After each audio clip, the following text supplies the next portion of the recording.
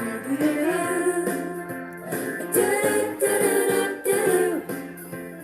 heard the alarm this morning, but there's no time to snooze. Time to open my eyes, time to moisturize, and tie my lace-up shoes. A friend dropped by to see me. She said, "You're some cleaning whiz. You look so happy and you dress so snappy. Come on, tell me what your secret is." I said, "I'm a fly baby, flapping these pretty wings. I'm a fly baby, sticking to my routines. And it won't be perfect tomorrow, and it won't be perfect next year, but I'm still flying, baby, get my life in gear."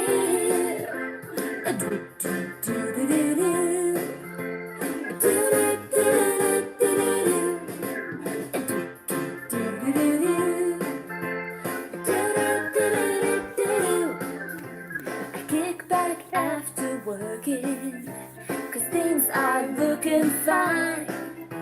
The kids aren't screaming and this house is gleaming, and wow, that sink sure shines.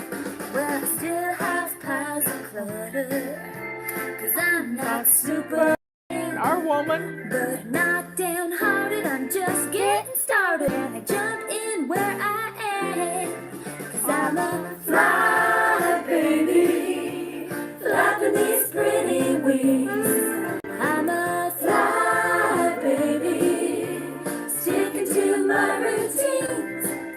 And it won't be perfect tomorrow, and it won't be perfect next year, but I'm still flying, baby, get my life in gear.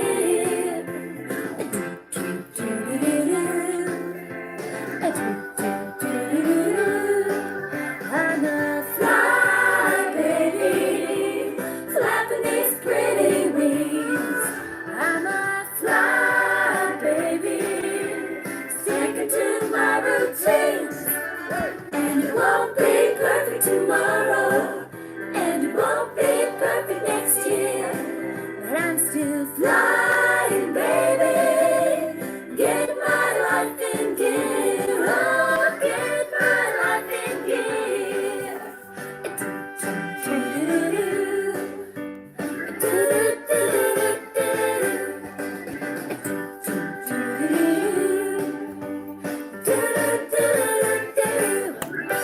You go, girl. That's our Fly Baby chorus. Anyway, welcome. Today is Plan and Play Day, but some of you are new here. And I just want to reinforce the fact that we're going to have some fun, that we're going to get things done. Our motto this year is excuses be gone. Be gone. Excuses be gone. Let's have some fun to get things done in 2021. No more excuses. No more whining that you don't have time. But we're here to help you. I know we've all been through a bad year. You know? In relative speaking, we're still here. And that's all that matters. We're still here. Things may have changed a little bit, but we got to get back to basics. And with Fly Lady, we're gonna hold your hand all along the way. We're gonna hold your hand. So if you're new here, people ask, where do I start? Well, the first thing you're to do is to get dressed to lace up shoes. Yeah. Get dressed to lace up shoes. And while you're listening to this getting started message, I want you to go get dressed to lace up shoes, unless it's way in the wee hours of the morning like it is in Australia. It's the wee hours of the morning. You need to be in the bed watching this and then get ready to close your eyes and go to sleep. But the main thing here is we're going to help you to let go of those excuses. And those excuses come from your perfectionism. And to take a few minutes, 2 minutes, It's all it takes sometimes, just 2 minutes to get some things done. So get dressed to lace up shoes is the first thing you got to do. Even if you have to pick dirty clothes out of the dirty clothes hamper. Yeah, I know who you are, because you don't have any clean clothes in the house. Put on something that's not quite as fresh as it needs to be. You can always throw it in the dryer and run it for like 5 minutes and it'll get freshened up. But put on your lace up shoes. Fix your hair. You always feel better when your hair is not looking nasty. Fix your hair. Put on some lipstick. Sometimes that's all you need. Lipstick and earrings. Put on lipstick and earrings. I always have to have my necklace on. My watch. And I'm good to go. Yeah, dirty clothes. We're going to get dressed because you're going to do a load of laundry today. And you're going to put a couple of outfits in the wash machine so you'll have some clean ones tomorrow. But I know you. I know what's hiding under your sink. I know you've got vases and mayonnaise jars and all kinds of good stuff. Lots of cleaning products. Oh my goodness. You have more cleaning products than Carter's got little liver pills. But you got them. And we're going to get some things done today. We are. Because I'm going to teach you how to get started. Now, the first thing we tell you to do is to go shine your sink. And people say, why do I have to do that? This whining has got to stop, y'all. Why do I have to do that? Well, it's where I started. It's real simple. It's where I started. And it was just a simple thing my husband asked me to do when we first got married. He said, honey, if you'll just keep one side of the sink empty, I'll make you coffee. And for 24 years, he's made me coffee every morning. Spoils me rotten. But my sink is shining because it's empty. I go to bed with it shining. My grandmother always took her dirty dish towel, the one she used to dry dishes because she never had a dishwasher, and she would dry her dishes and then she would dry her sink out because she didn't want any spots in her sink. She didn't want spots in her sink. So she had this wonderful, wonderful habit of shining her sink every night when she turned off the kitchen light. And turning off that kitchen light and knowing your kitchen is clean, that is just an amazing feeling. An amazing feeling. So, go shine your sink. Let me tell you how to do that. Get some baking soda, Barkeeper's Friend, comment. I don't care what you use cleanser-wise. Even if it's just a 3M scrubber. And just buff your sink really well. Now, if it's really nasty, you might have to take the edge of a knife and scrape around the edges of your sink because you could have built up residue of some kind. If you're on a city system, a city sewer system, and you don't have to worry about messing with your septic tank bacteria that makes everything go away, you could add, rinse your sink really well after you've used Comet, and then you could fill it full of hot water and put, half a cup of bleach in there. Let it sit for 30 minutes. And then rinse it down, and there you have it. Your sink is going to be shining. Now, rinse it really well, and you could now, this is going to sound weird, but if you go out in the garage and find some car wax, just a little bit of car wax, you can wax your sink and stuff won't stain it as much. Yeah, it'll work. It'll work. So, taking care of that sink and making it clean and shiny. I spent 2 hours when I first started making that sink. It was a 25-year-old sink. And Robert had built the house in the mid-70s and it had never been changed. I have a new sink now. And it's quite a blessing to me. And I love my sink. And I keep it shiny every night.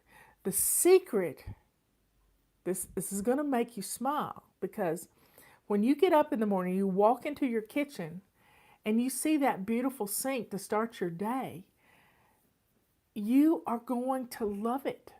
You're going to be energized. That smile is going to come across your face, even if there's just a few dishes in there, because your dishwasher becomes your dirty dish disposal unit, y'all. Your dishwasher becomes the place you put your dirty dishes. And if it's full of clean dishes, you know the kids aren't going to empty it. So you need to, as soon as the dishwasher runs and gets finished, you need to put those dishes away right away. And then the dishwasher is ready to receive those dirty dishes from those precious children that are going to learn how to put the dishes in the dishwasher. But if you wake up to, a couple of glasses and a plate in your sink, it's still not bad. It's not bad at all, because your kids learn to put them in the sink.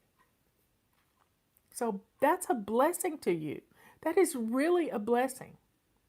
So getting up in the morning, being greeted with this beautiful kitchen, countertops cleaned off, stove clean, floor been swept, all of this makes you smile. And guess what?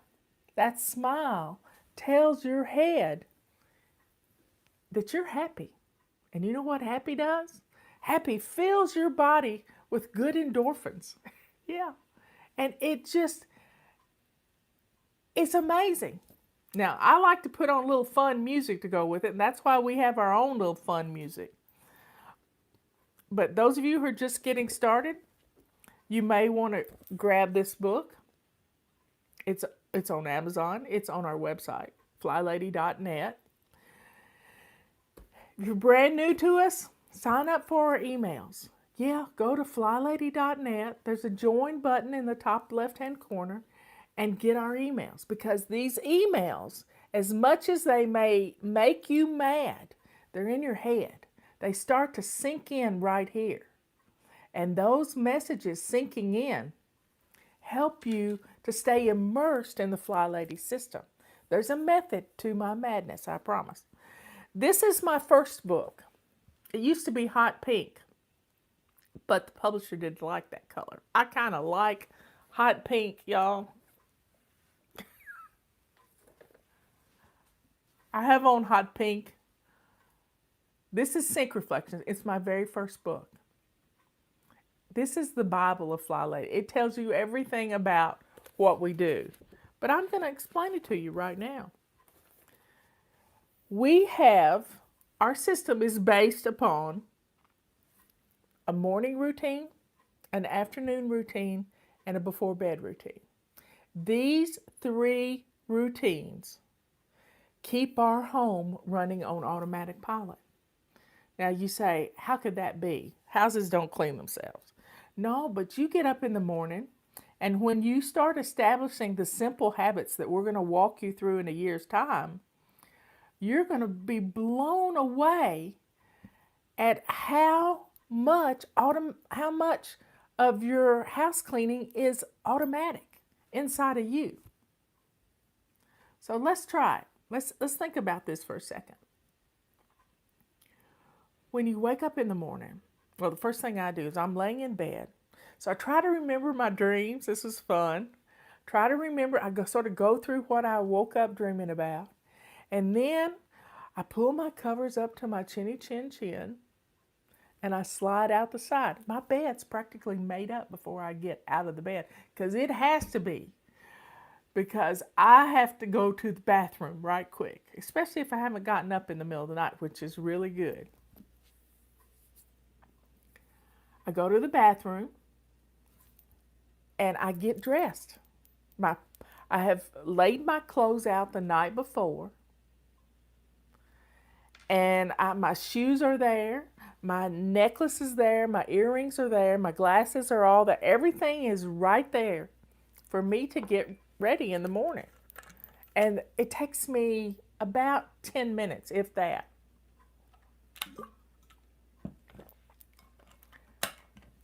Wow. I'm dressed. And while I'm in the bathroom, I do something we call swish and swipe. I take my purple rag. I wipe down my mirror, because I'm a good girl. I floss every night.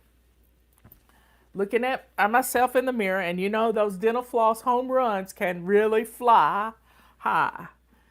And so I wipe down my mirror. I put my makeup and stuff away. I don't have much. I have lipstick and a little dry concealer, little powder. It's about all I use anymore. And I put everything away that I've gotten out.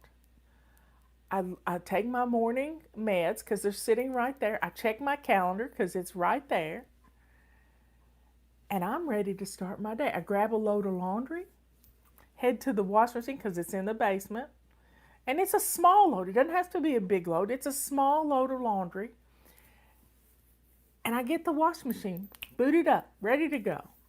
Then I go to the kitchen, and if the dishwasher needs emptying, I empty the dishwasher. If it doesn't, I don't eat in the morning. I fast all morning long, and I don't eat until about 1 or 2 in the afternoon because I just get more stuff done. I'm energized when my body is not having to digest food.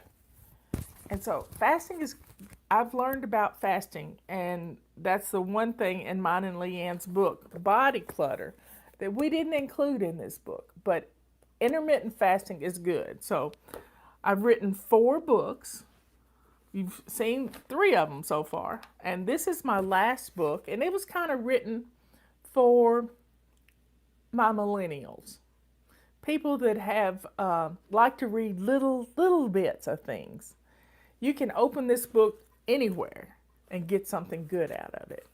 And it was a fun book to write because I wrote it in baby steps. I really did.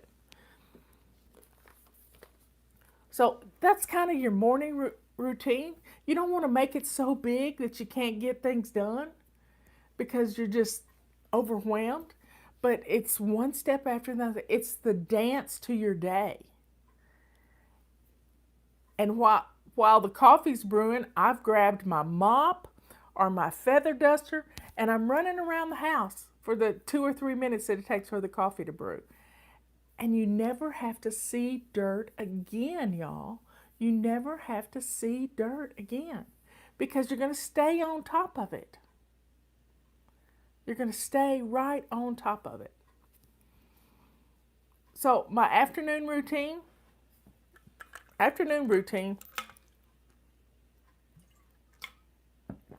try to make any phone calls early in the afternoon. I've got an 11 o'clock appointment with you every day, except for Sundays. And I have videos to get posted on on different platforms everywhere. I have all this stuff that I do to take care of you, to help you to find us. Because we're on YouTube, we're on Facebook, we're on brighteon.com, we're on Podbeam, we're on Apple Podcast, but the videos are on the other platforms. Apple doesn't allow video podcasts, or if they have, I haven't seen it yet. We're on Locals, we're on BitChute, so we're everywhere. And it just keeps it simple, y'all. It keeps it simple. And I get those things done. I'm working on tomorrow's messages that are going to go out in email. And every afternoon at 5:30, you get a flight plan for tomorrow, 5:30 Eastern Time. You get a flight plan for tomorrow. And it tells you what we're doing. So today is plan and play day. Tuesday is always plan and play day. So with the Fly Lady system, then it rolls down, get something started for dinner as part of your morning routine. Afternoon routine, make sure everything's going like it needs to go.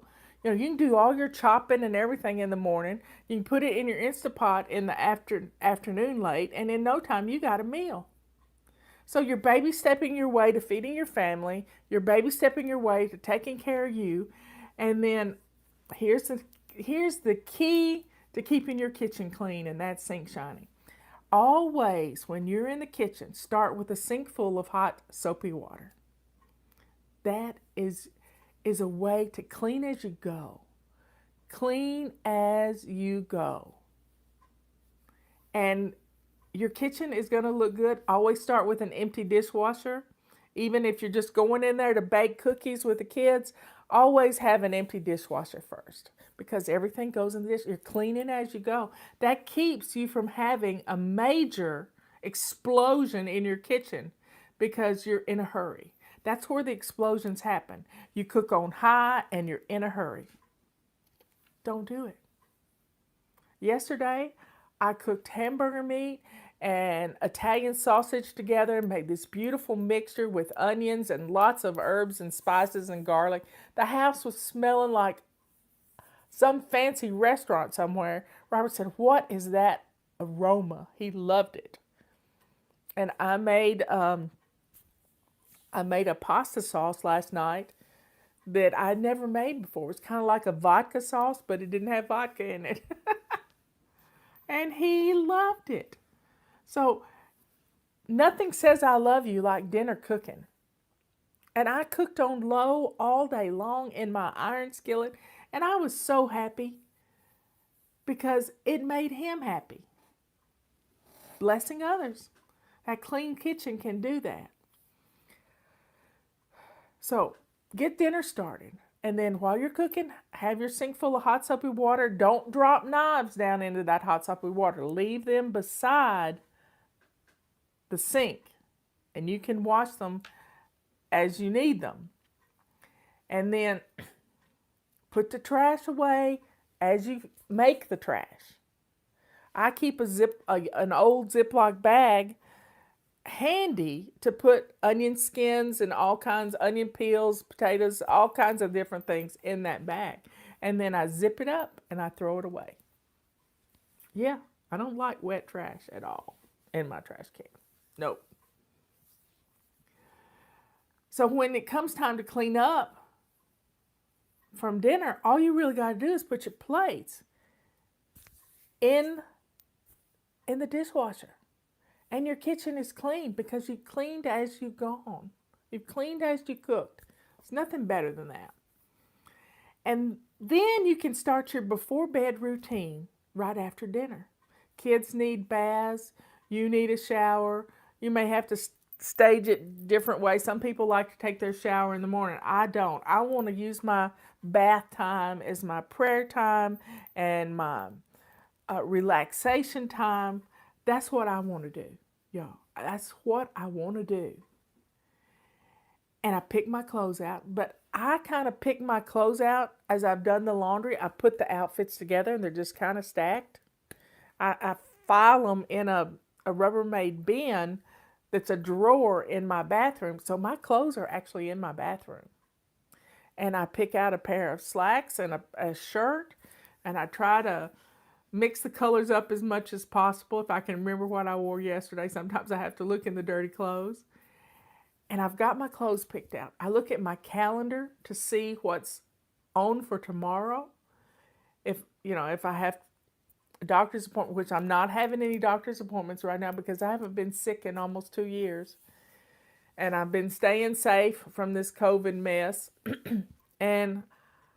But check your appointments. See what you got. Have you got an interview? Sometimes I have interviews to do. I check my calendar. If you're going to be out and about, you need to check your weather too.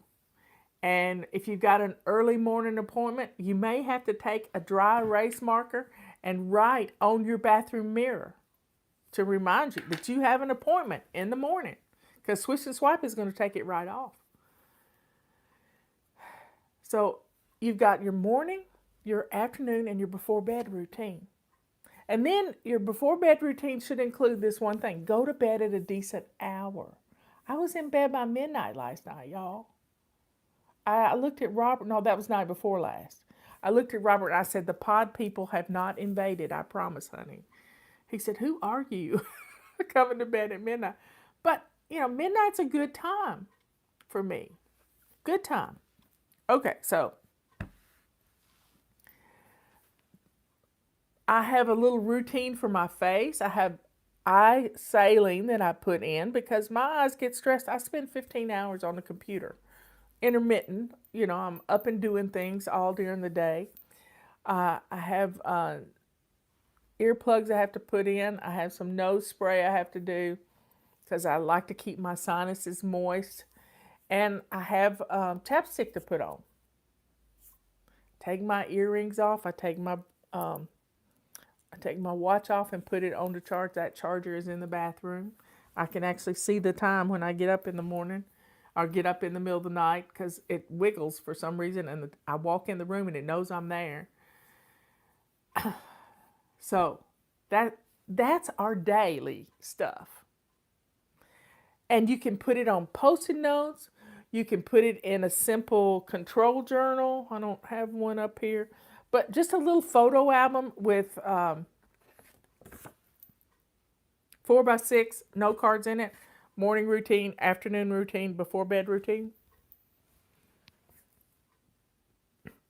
I had Post-it notes on my bathroom mirror for years, and it worked. It worked.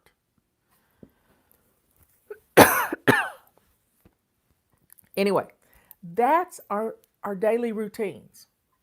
Now, the other part of our system that works is we have a basic weekly plan. So here it is. Got your pen and paper? Get it right quick. Monday, we bless our homes. Weekly home blessing. We do it on the show. We do 2-minute blessings on the show instead of 5 minutes or 10 minutes. We do 2 minutes. But guess what? You can get a bunch of stuff done. You can get a whole lot of stuff done in 2 minutes. You just don't realize how much you can get done until you try it. So we do weekly home blessing on Mondays. Sometimes we do it again on Fridays because you're recovering from the weekend and then you're preparing for the weekend. And sometimes we do that on the show on Fridays. We have Tuesday is plan and play day. Today is the day you check your inventory of your food that you need to cook because it's been in the refrigerator for a week. And then go start making your menus for the rest of this week if you didn't do it last week. For the rest of this week and next week. And here is the key to menu planning. It's a calendar. It's a calendar with plenty of space. Let me get March up here. Plenty of space, y'all. Plenty of space. Write your menu plan down. It's simple. You have like maybe Mexican Monday and something else on Tuesday. Wednesday is surprise chicken with cleaning out your refrigerator. So we have a day for everything. Tuesday is our plan and play day. And then we do something fun to reward ourselves for making those menus. So we know what food we're going to cook. Now during the pandemic, I've been getting food, meats and things from Butcher Box and Moink. Well, I haven't gotten Butcher Box. Leanne gets Butcher Box, but I gave Butcher Box as a gift for someone at Christmas, and they love it. They love it. And I also do Misfits Market, which is vegetables. We need our fresh veggies. No more pizza 3 times a week. If we have the food in our house, we can cook and we can plan menus around that. And if you never have done an inventory of all the food in your freezer, you'd be surprised at how many meals you can plan out of just what's in your freezer. My little friend Joy did that a few weeks ago. Money was tight with COVID and stuff, and her hours hadn't been cut, but her pay was cut. And so she's had to make do, and she's had to go to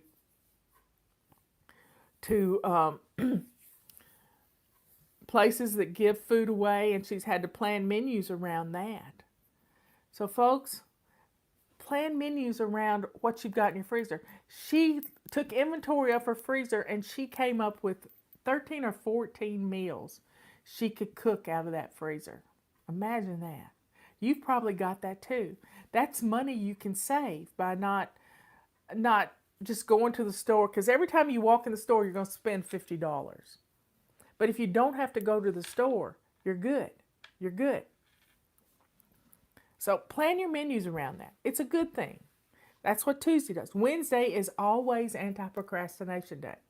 Do you want to know why you procrastinate? You procrastinate because of your perfectionism. You tell yourself you don't have time to do it right now, but you don't finish the sentence. You don't have time to do it like your mama did it, or you don't have time to get it right. You don't have 8 hours. Well, you think it's going to take 8 hours when you can spend 2 minutes. So anytime you hear yourself say, I don't have time, set your timer. 2 minutes. You can do anything for 15 minutes, but you can really do anything for 2 minutes. So if your child comes up to you and you hear these words come out of your mouth and they say, Mommy, will you read me a Dr. Seuss book? Yeah, you knew I'd go there.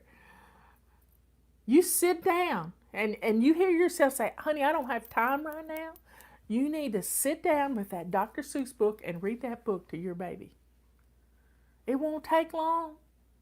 And you will enjoy it, and they will enjoy it.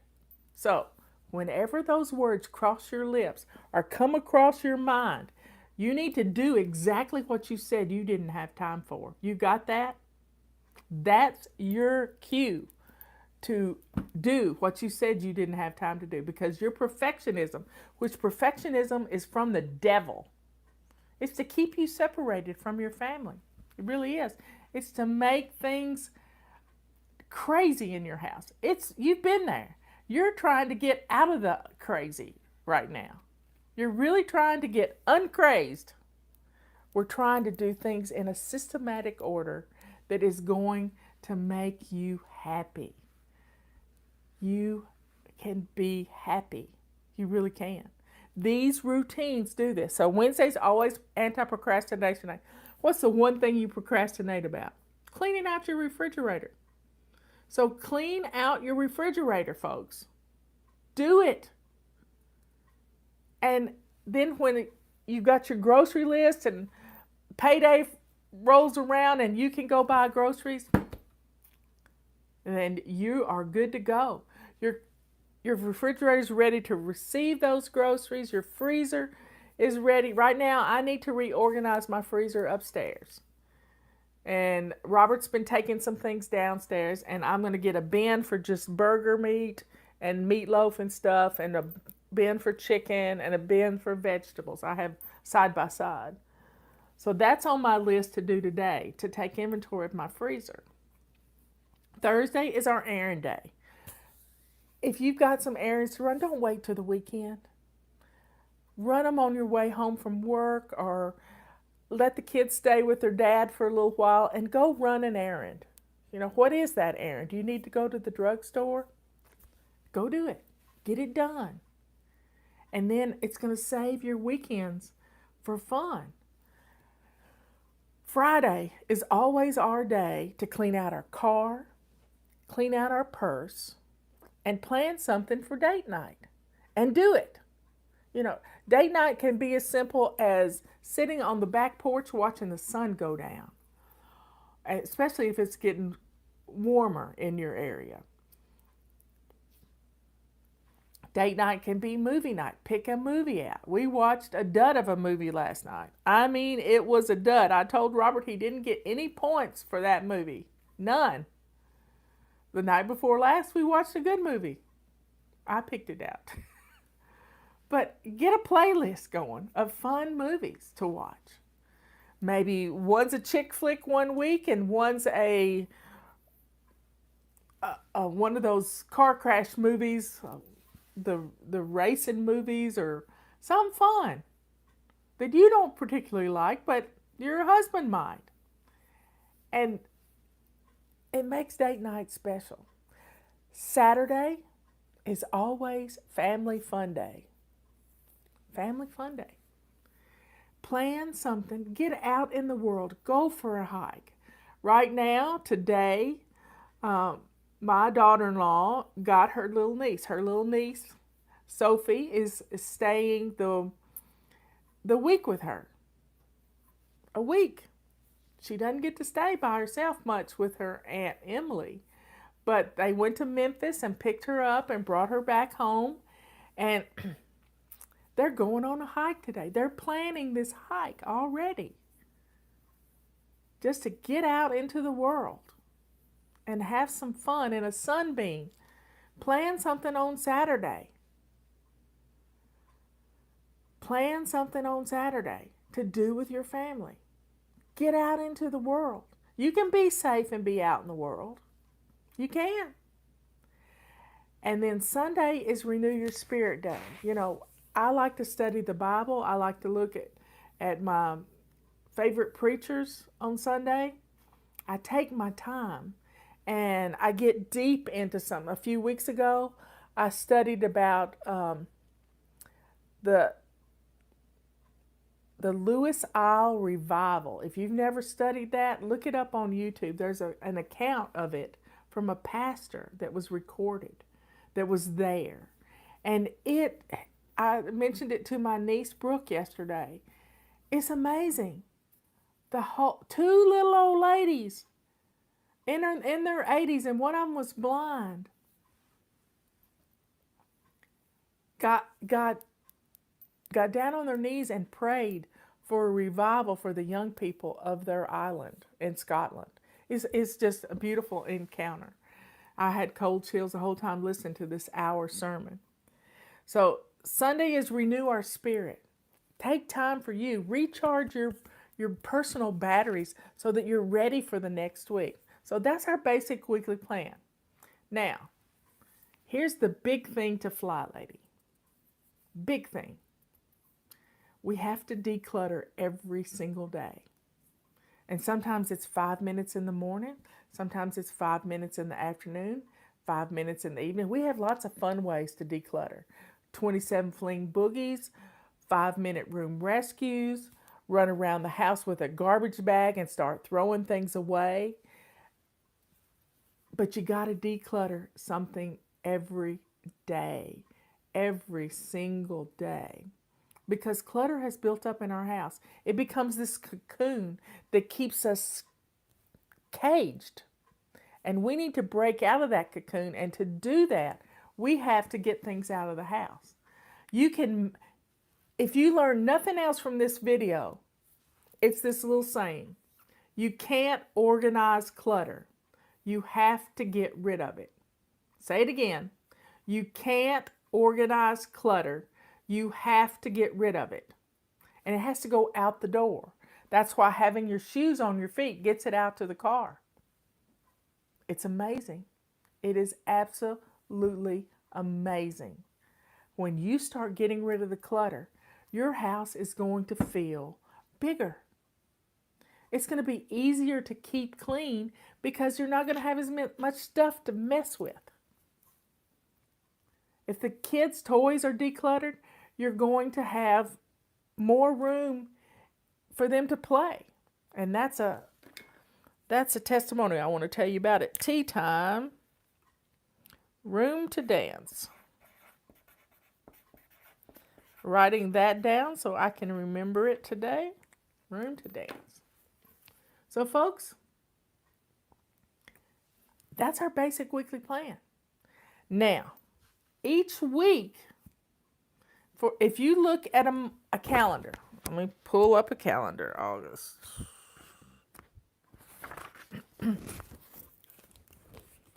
So we have 5 weeks that go across the month.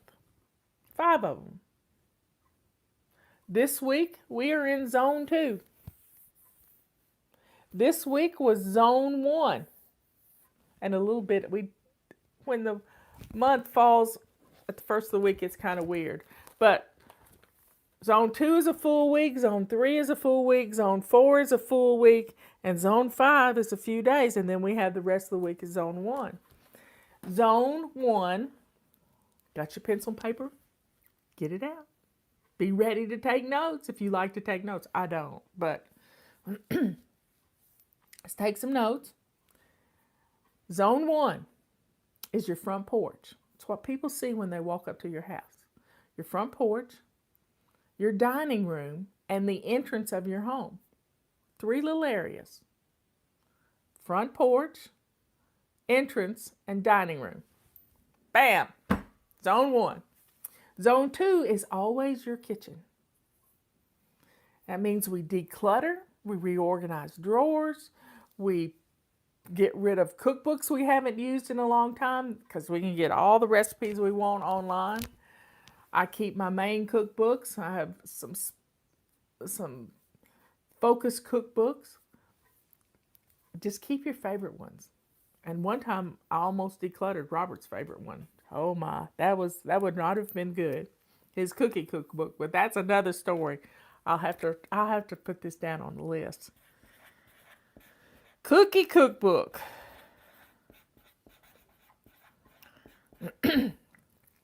I'm coming up with lots of tea time things. Zone 3 is your main bathroom. And people say, well, I got more rooms than that in the house. Well, you've all got a main bathroom that company would use. You also got your bathroom in your master bedroom that nobody sees because it's nasty. So, Zone 3 is your main bathroom, and we pick another room that week, either a child's room, a laundry room, your craft room, which is a total disaster, your basement. We just pick another room, or you can pick another room to do some simple things like decluttering and clearing out some stuff. Zone 4 is your master bedroom. Yeah. The bedroom you sleep in. That's the master bedroom. I don't care which room it is, but it's your room. Because it's the worst room in the house. So we do some detailed cleaning in there, like cleaning some window sills, getting some cobwebs, doing some things in there that you don't do every day. You make your bed every day. You can do your floors every day, but you don't clean out the window sills, and mine have gotten pretty bad this winter. So I'm going to be cleaning out window sills in a couple of weeks, but I'm not pushing myself to do it all at once. I'm taking my time, taking these baby steps, working my way through the zones. Zone 4 is your master bedroom closet. Yeah, your walk-in closet, which is a total disaster.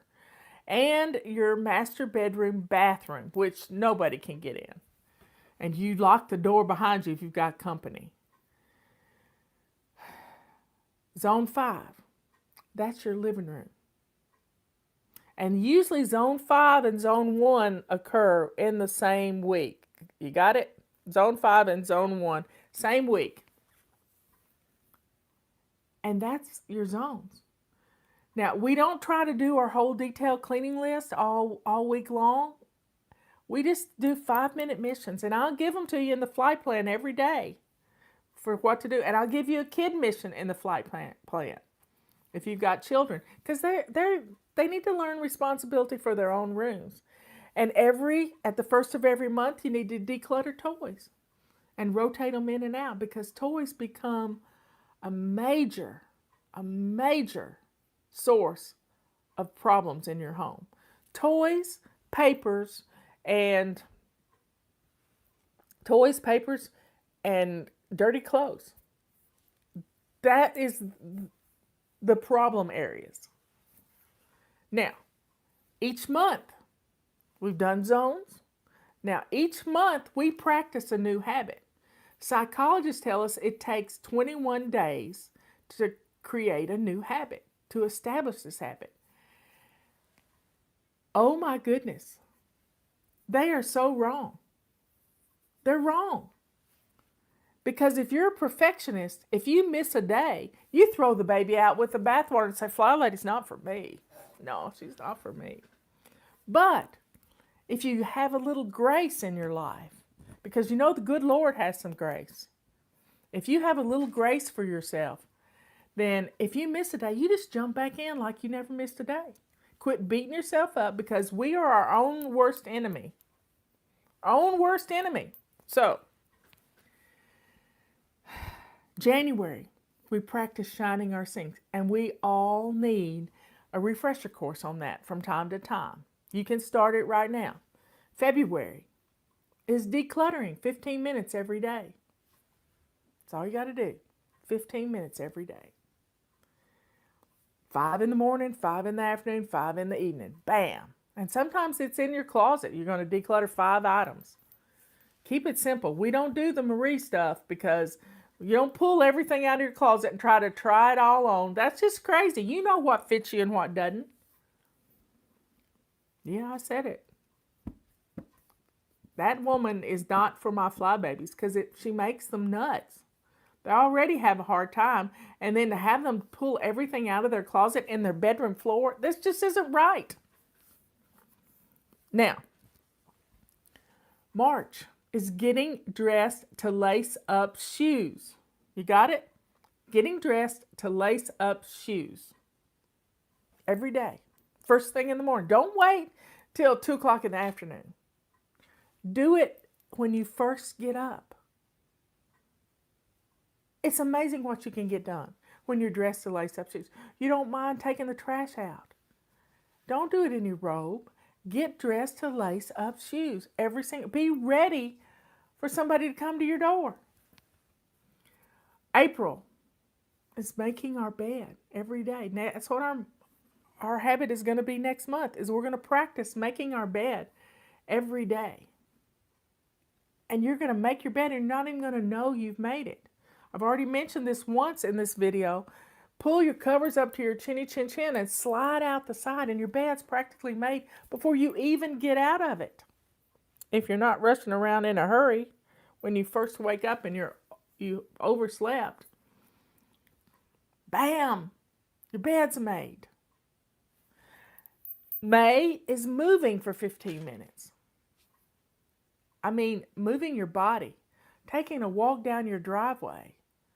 One lady told me yesterday, Condo, she says, I'm going to walk down to this. She has this window that she puts history stuff in. And she says, it's 6 minutes from my house. I'm going to walk down there. I'm going to rearrange the window, even if I just clean the window on the storefront and make it pretty. And then I'll walk back. 15 minutes of moving every day. Getting in the habit of getting up and moving. My watch tells me how much I'm moving. If I set my timer every 15 minutes to get up and do something in the house, I have completed my circles by 6 o'clock at night. If I do that. Yes, everybody loves Conda. I love Conda. She's precious. She is so precious. Conda is a fly lady. She works for my nephew, Alexander, and she mentors people who need a little hand-holding on FlyLadyPremium.com. He also has built an app called Fly Lady Plus, and we have the Messenger app, which is for people who don't want to get emails. Go figure. But you have to pay for it. Yeah, it's something I spend a lot of time every day working on that. So, here we go.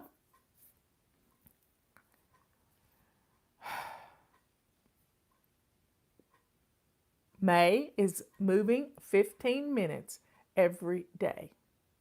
June is drinking your water. Our water bottle sale is ending on March the 17th. So get it now. It's $14.95. Keeps your water cold. It keeps your tea hot. But be careful. Pour your tea into a cup instead of drinking it out of the bottle. July is Swish and Swipe. We have our Swish and Swipe pack. Let me get it right here. Well, this is our Swisher and Vase pack that's on sale right now for $10.95. You need one of these in every bathroom of your home. And soap is soap, so I pour old shampoos or Dawn dishwashing liquid in my vase. Yep, that's what I do. The Swish and Swipe pack has purple rags with it. Right now, all our purple rags are on a BOGO, except for the pink ones. They went off a month ago. So you see those habits for each month. August, our habit is doing a load of laundry every day. You can start that right now. Doing a load of laundry every day. A load of laundry each day keeps Mount Washmore at bay. I like my little cliches, y'all. You do a load of laundry, you never have to see the piles of dirty laundry again. But don't get obsessive and be taking clothes off of kids before they're finished playing, you know? August, September. September's habit. What is September's habit? Okay, somebody. September's habit is our before bed routine. It's practicing our before bed routine. Now, just write down 3 things you need to do. Check your calendar. Check the weather. Brush your teeth. That's 3 things. And then you add to them as you get them. I have a little habit that I do for my before bed routine. Before I start walking to the bedroom, I go eyes, ears, nose, mouth. Did I get those things done? Mouth is nighttime medications, supplements. I don't really take a lot of medication. But yeah, there you go.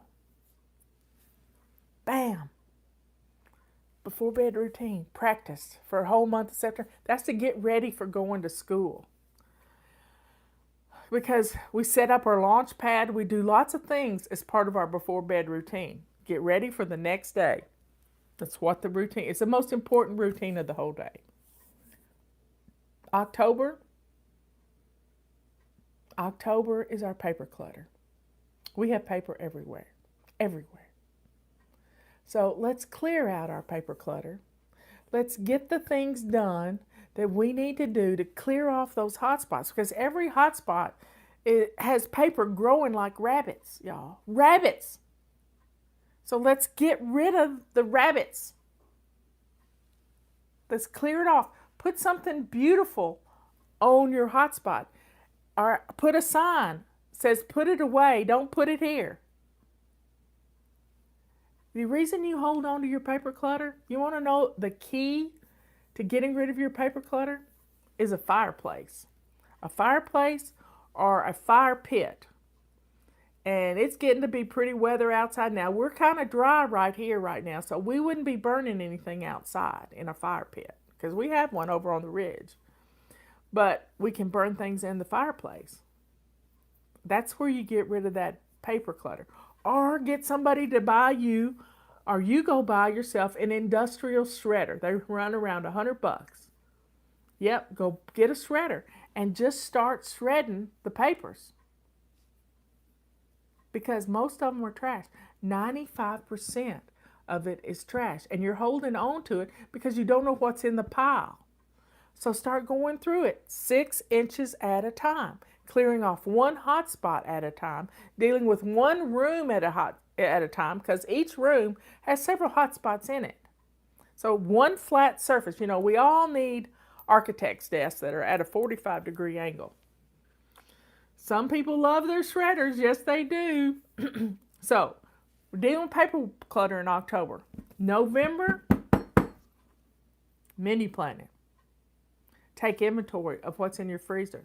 Eat out of your freezer as much as you can in November to save money so that Christmas isn't going to cost you a fortune and you're not going to jack up your credit cards. Eat out of your freezer. Do it. And then December is pampering yourself. Pampering yourself every day. Doing something. It's my gift to you. Do your fingernails. Do the hand thing that Mary Kay taught us. Was scrub your hand with Epsom salt or some kind of facial scrub on your hands. And then lather them down in coconut oil and good stuff. And then put some gloves on. And you'll have the softest hands ever. Now, I don't like to put too much lotion on my hands. At night when I'm doing my chapstick, I usually run my chapstick across my cuticles. Makes it great. So you see, we've got 12 months of practicing different habits. November is menu planning. Somebody asked, what is it? November is menu planning. And 12 months of practicing these habits, then you can start piggybacking things onto those to become routines. So as Liz put this one time, and I just thought it was brilliant. Habits, string them into routines, and then your routines become your habits.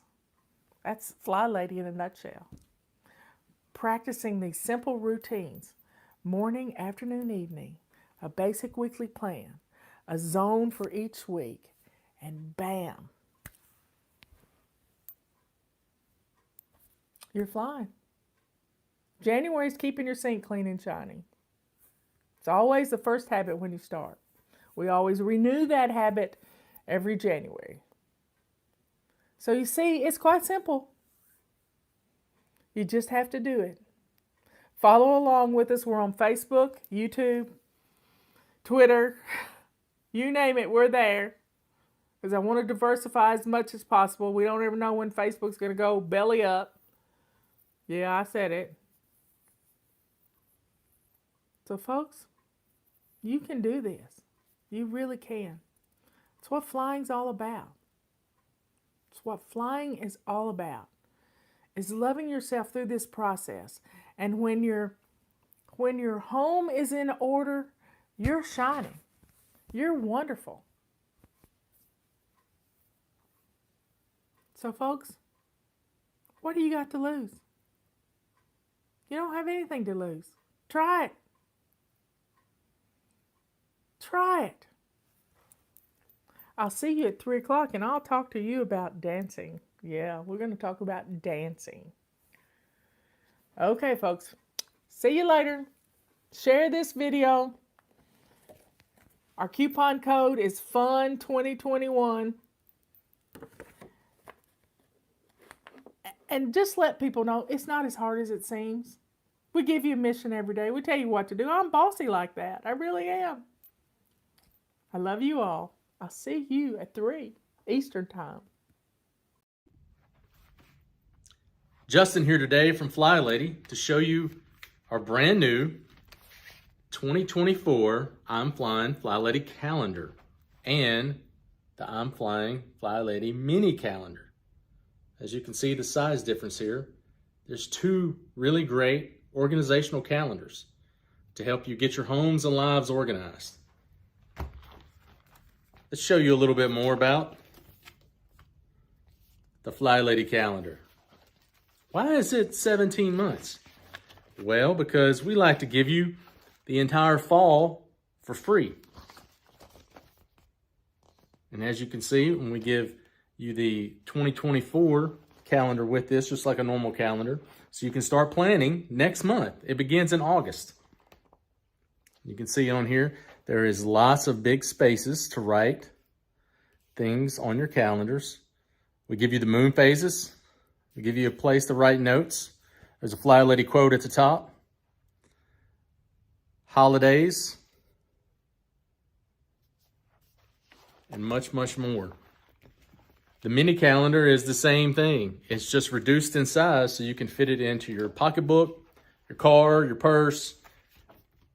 It's like a little calendar on the go. That's a paper calendar. We all know everybody's got, their cell phone calendars and a calendar on their devices.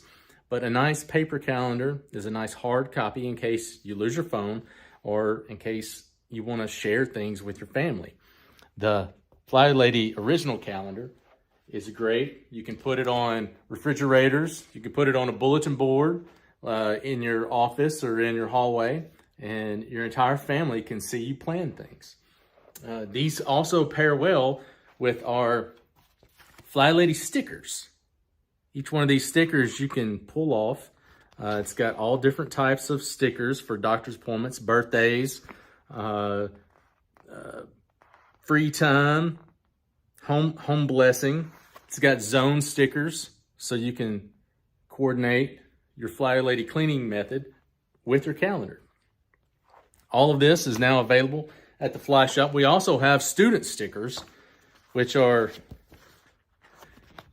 sports, any type of activities. It helps to organize your home calendar or your on-the-go calendar.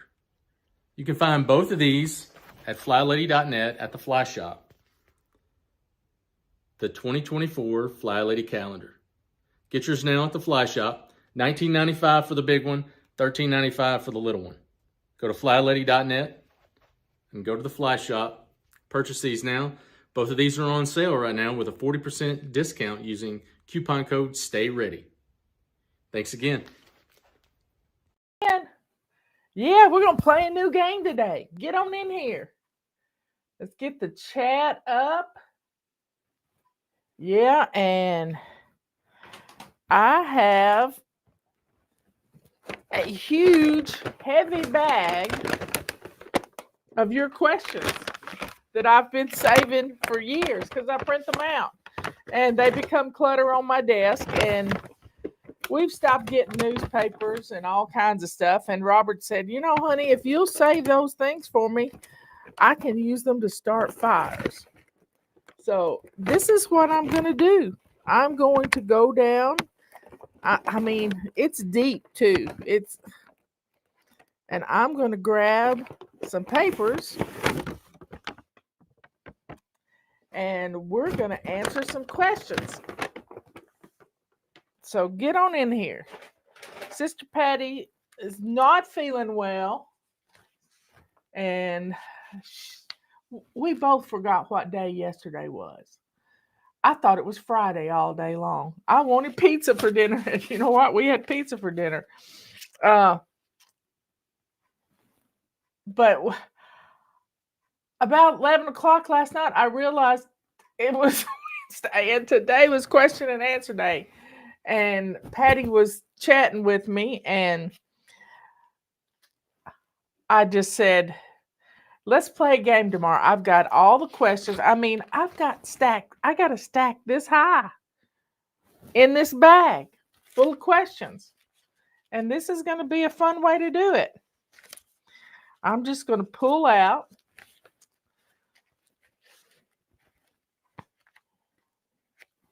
I'm just going to randomly pull out some questions. That's one.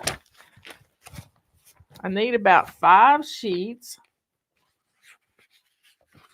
And I don't date these, so I don't have a clue how old they are.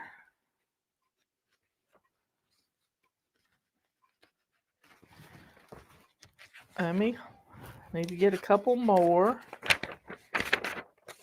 3, 4. Oh, wow. This is one that printed the front and back. Y'all know how I hate that. You know how I hate that. And that's been a while. But anyway, I've got 5 sheets, which would be about, well, one page has sheets 1, 2, 3, 4, 5, 6, 7, 8, 9, 10. This one page has 10 questions on it. And then this page has 4 questions. This page has 4 questions. This page has 2 questions. And this page has 3 questions. Okay. Are y'all ready? My hair's a little nasty today. It's just been so well, we've had rain. We have had 4 inches of rain, but my hair is so dry. I just didn't have the heart to wash it last night, and I'm going to try to hold off till tomorrow.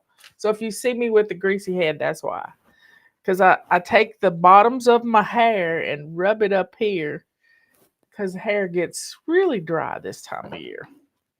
So I got my heart cup. We were talking about St. Therese yesterday. And got about a half a cup of coffee, and we are ready to go. Announcements. Get your calendars ordered, y'all. They'll be back at work on Tuesday, and they will start shipping them out. And let's get going. Patty went to the doctor yesterday, and she was so blessed. The doctor at the urgent care was a doctor that used to date her daughter, and they dated for a couple of years, and he went to her 50th birthday party, which was a big deal. We had a big deal out of it. And he's just a sweet guy. And his father had gone through the shingles, and he had done all the research over it. And it's amazing how God puts people in our path.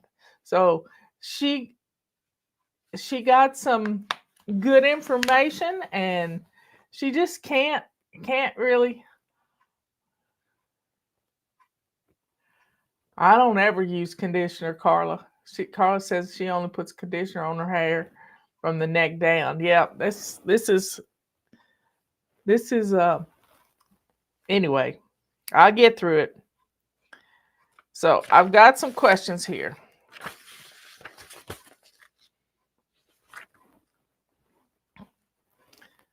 Whew. Are you ready? Buckle up, Buttercup. I have a small. Oh, get your calendars. We're gonna start this book on Monday. Yeah, it's gonna be a holiday. I'm gonna do a show. Okay, get on in here. I have a small septic tank and have to wait 24 hours to do another load. I wash towels in one load and clothes in another. I bought new colored washcloths to hide stains, but now my white towels are blue green. I bleached my white towels, but they still have the color bled on them. Will it ever come out? Probably not. Probably not. There are some things you can buy at the store that will take that bleed color out, but if you have a septic tank, you should not really be bleaching stuff, because that kills the anaerobic activity in your septic tank.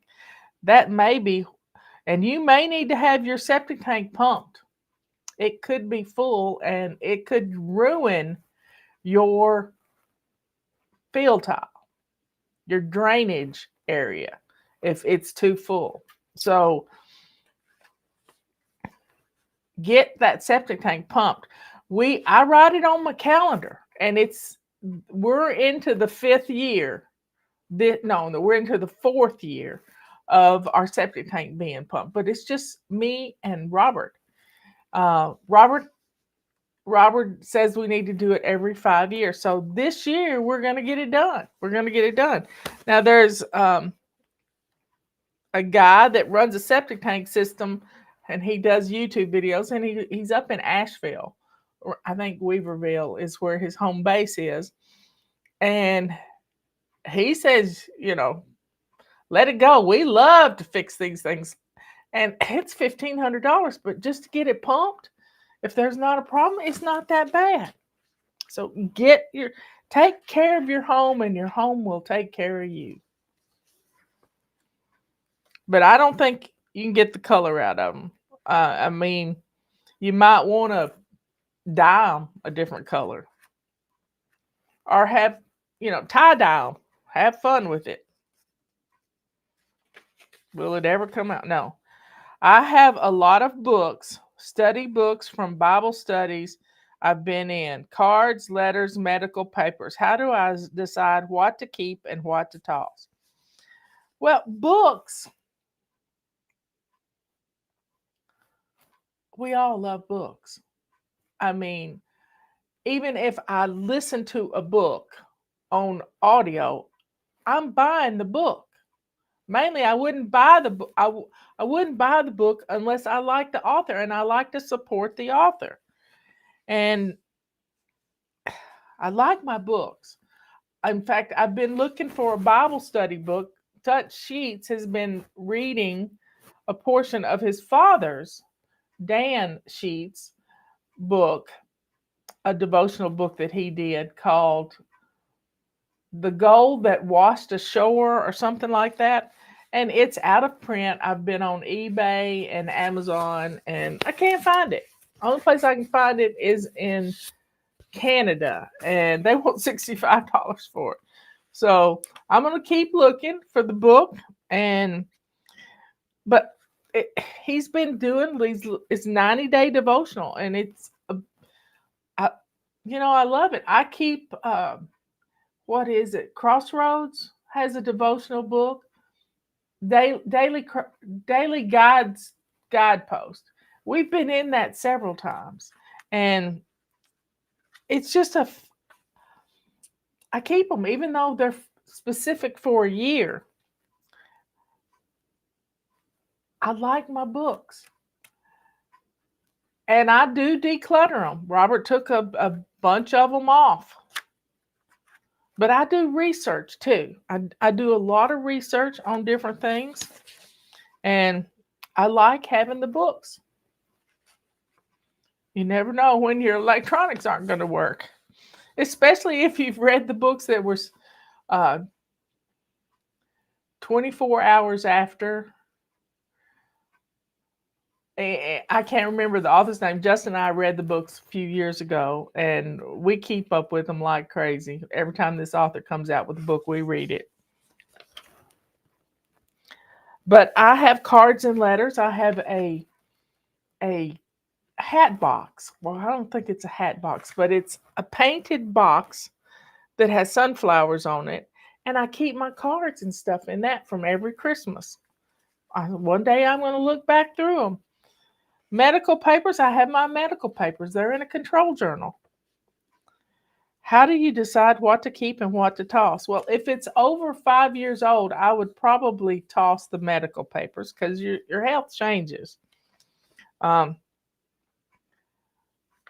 people don't write letters anymore. And if you've got letters, hold on to those. Because someday your family may get some history out of it.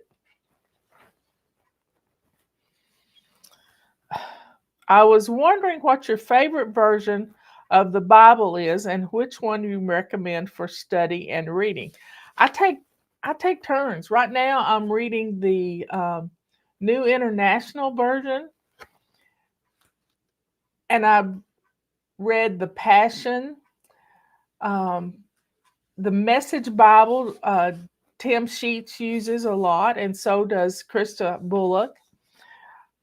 But I just take turnabout. I don't get stuck on one. And you can listen to audio Bible in lots of different versions on Bible Hub or Bible.com. Are bath towels and cloths changed out during weekly home blessing? No. Weekly home blessing is just the 7 things we do. Now, if you want, we switch and swipe our bathroom every day. And I either use whitewash cloths to dry hands, and I have a little basket of those. But I also have those paper towels that come in a box that hang up on your rack for when we have company. And I have that, and it just pulls out 1 paper towel per person. Is it okay to have my feather dusters in a vase on the refrigerator? I don't have room where I can put them in a window. Well, it's not very often you get sunlight up on your refrigerator, and the refrigerator has hot air comes up around it. So it's better to put it in a colder, dry place. And maybe you need to declutter something. But I put my feather dusters in the light because dust mites do not like the light. Dust mites don't like the cold either. Because I have a pair of boots that I wore Thanksgiving. I guess it was. And I love my boots. I had them put up in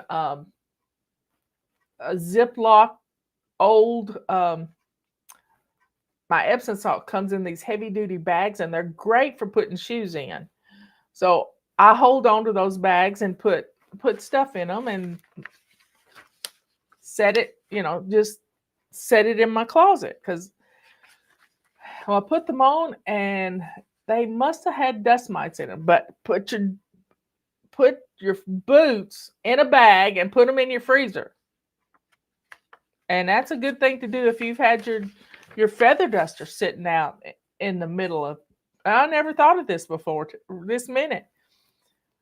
Put your feather duster in the freezer for a couple of days.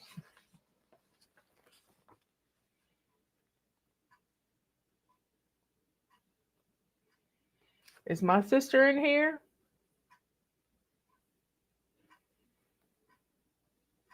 I don't see her yet. There she is. She has a hard time typing, y'all. She has to type with one finger because this rash is on her hand, and her hand is swollen.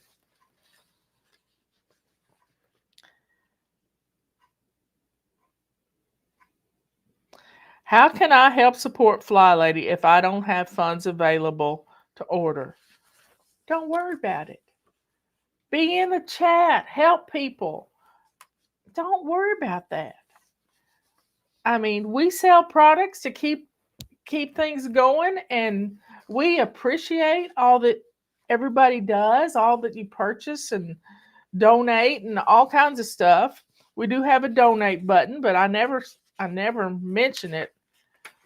But hey, do the system, share the system with others, share our videos, click like and subscribe and the little bell icon.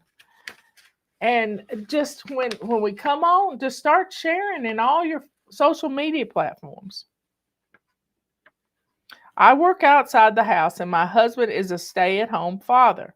Should I try to involve him in the daily missions and zones? He didn't join. Now, if you want to tell him about what we're doing and how I help them get organized, we would love to have another guy in the chat. Peter and TJ and Justin are about the only guys we ever have in here. But he has to be willing to want to do it. And I don't want you to push Fly Lady down his throat. Now, if you want to print out the flight plan every day and put that on the counter for you so that you remember to look at it, then fine. But don't push Fly Lady down his throat. He's got his hands full. Now, he probably needs me, but he's got to want to do it. But don't manipulate either. And that's what your control journal is all about, is having a place where you put everything you do down. And it's just a guide. Back before Patty was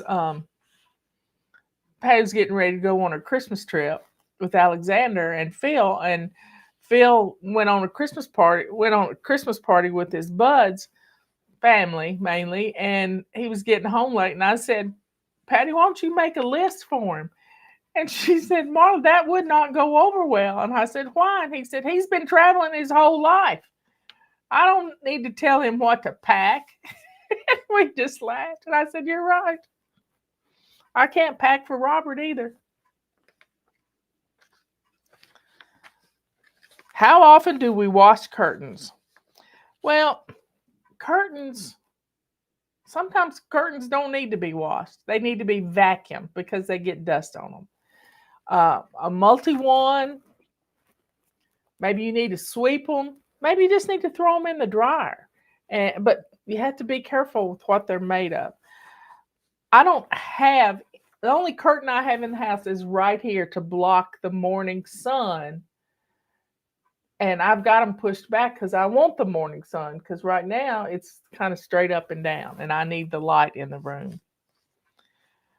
But seasonally, spring, dust in the wintertime, the doors aren't open up, probably just in the spring, once a year.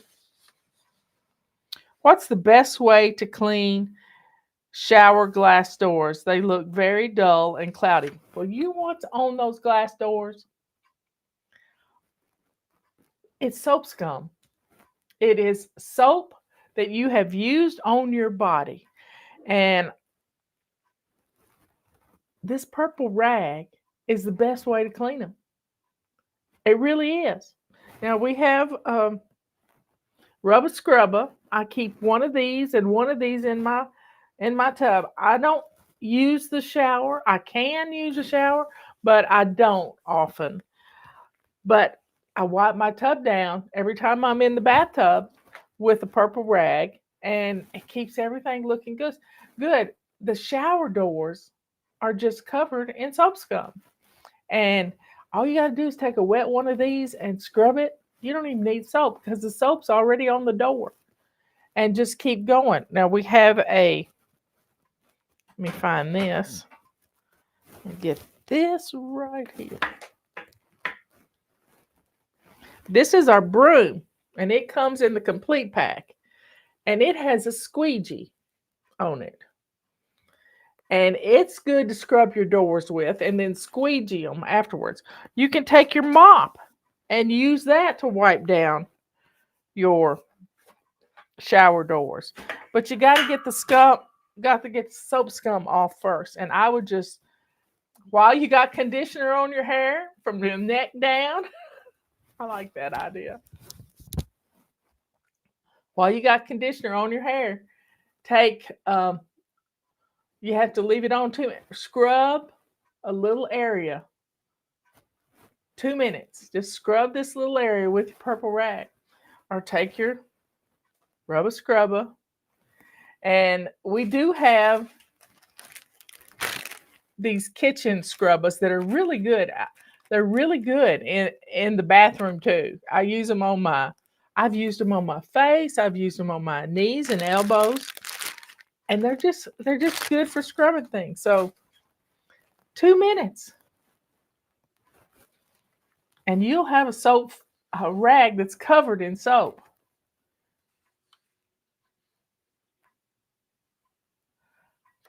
Microfiber rags with hair conditioner will get the soap off the glass and the walls.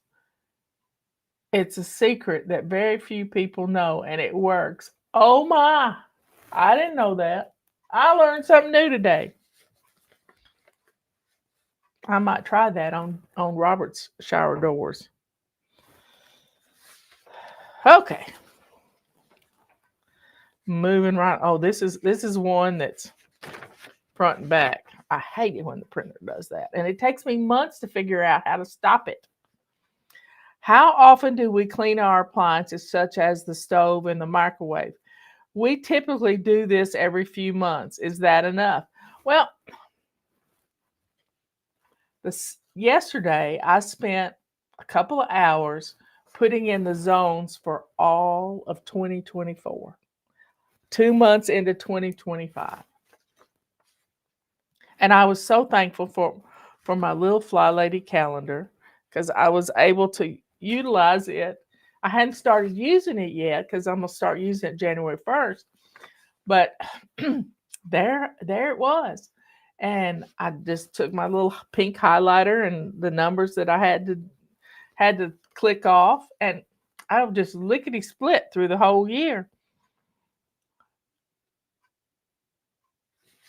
Every second week of the month. Let me get out a calendar and show you. I'm about to have an avalanche. Okay. This is a little count. This isn't the one I was using yesterday.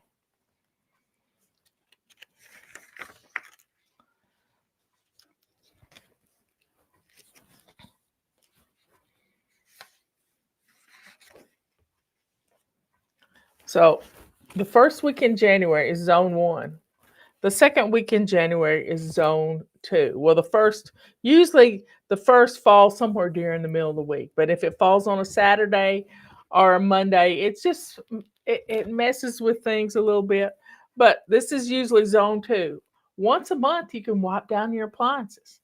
once a month. If you use a microwave and you notice it's really dirty, then wipe it down. Take your rack out of, I have a little turnstile in mine. Run it through the dishwasher every once in a while. If something bubbles up,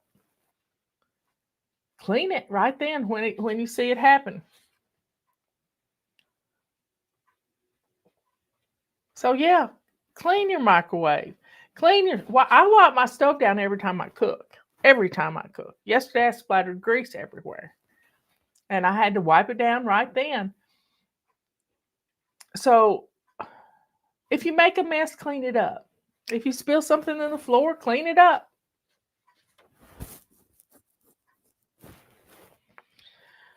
When shining our sinks, are we supposed to bleach and soak them every night? No, this is a one-time occurrence. And if you have a septic tank, I wouldn't even recommend bleach then. But wipe it down. Robert rinses out the cat food cans to put into the recycling. And every night I take a rag or a paper towel and wipe out the sink where he doesn't clean the sink like I do. I'm not going to force it down his throat to clean it like Fly Lady does. He has to put up with Fly Lady every day. So I just get the sink looking shiny before I go to bed. Just wipe it dry, maybe a sprig of Windex, and you're good to go. So no, don't bleach and soak every night. That's just not, unless you've cleaned a chicken in it. Unless you've, washed a chicken, I would recommend a bleach wipe or something to wipe out the sink. I don't like chicken juice. I am new here. Are there any chat rooms for us fly babies? No, because you'd stay in them all the time. I know you. We've had chat rooms. I had to do away with it because some people got a little bit too, let's just say, they were mean to other people. And I can't handle mean. So we got Julie and Sage that come into when we have a marathon. I'll run that on Saturday, and then you can talk to each other. We have the chats going every day here, and you can talk while we're answering questions or doing whatever we're doing. But on Saturday, I'll run a marathon. It'll run 3 or 4, maybe 5 hours. It's run 6 hours before. And you can jump in and out and talk to people. There's usually about 20 people in there all the time. And you can also leave comments on YouTube, and people can answer them if they've left comments. My laundry room is in an old, dark basement. Any tips do you have to spruce it up where it doesn't look like a scary room? I feel like, it went over to another page. So hang a bulletin board up. And put your children's pictures or whatever. So you're looking at those things when you're in there. I was down in the basement last night, folding clothes and doing stuff while Robert was upstairs. And what are our marathons about? I just take old videos off of YouTube and put them in to a play format, and we just mix things up. Justin will do some recipes. I'll do some recipes. At Christmas, we did cookies a lot. Anyway.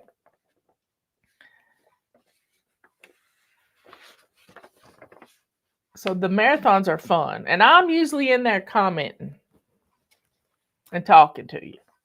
I don't get to comment while the show's going on because I'm running my mouth. What baby steps is the most important? Some days I struggle to get things done, so maybe I can focus on a certain step that is really recommended. Get up and get dressed to lace up shoes every day. Every day. That's going to change everything. Put your shoes on your feet. It's going to change everything.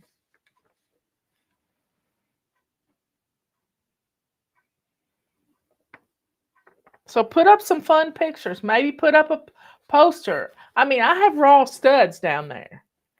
And I put a pretty rug on the floor. Now, it gets nasty because Robert comes in and out of the basement all the time. But I got to take my carpet sweeper down there.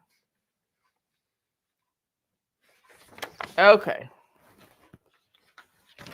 What is the best? Wait. There was stuff on the. Some more questions on the back. That's why I don't like the back. I miss them. I just moved in and not yet unpacked. Any tips? Unpack 5 boxes each day. And the box that the stuff is in, put the stuff you don't want, because you've packed things you don't want back in that box to either throw away or give away. And find a place for it. If you have to use Post-it notes to write down where you put things and label drawers and stuff, do it. Is it free to sign up to join Fly Lady? Yes, it's free, and a lot of people are going to be signing up in the next week, y'all. January 1st, people go nuts wanting to get organized, and then they fall by the wayside like poinsettias, and we it's just people give up before they ever get started. It breaks my heart. Yes, it's free. You got to be willing to get our emails, though. How far out should we be meal planning at once? I'm normally coming up with dinner ideas at 4 p.m. Yeah, that's normal. Robert looks at me and said, "What are you feeding me for dinner?" I look at him and I said, "What are you going to get me for dinner?" Okay. When I was a young mother, I would take a sheet of paper like this, divide it into 5 sections across, because that was usually a calendar, and 7 down. And I did menu planning on this sheet of paper and put it on the refrigerator. And it wasn't a specific calendar per month. It was just 5 weeks of menu plans. And I would start at the top and then go through 5 weeks, and then we'd start over again. And I planned for leftovers, and it worked out really well.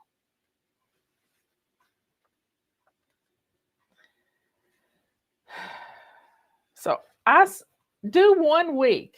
Do 1 week at a time. Tuesday is our day usually to do menu planning. Wednesday is anti-procrastination day. So if you didn't do it on Tuesday, do it on Wednesday.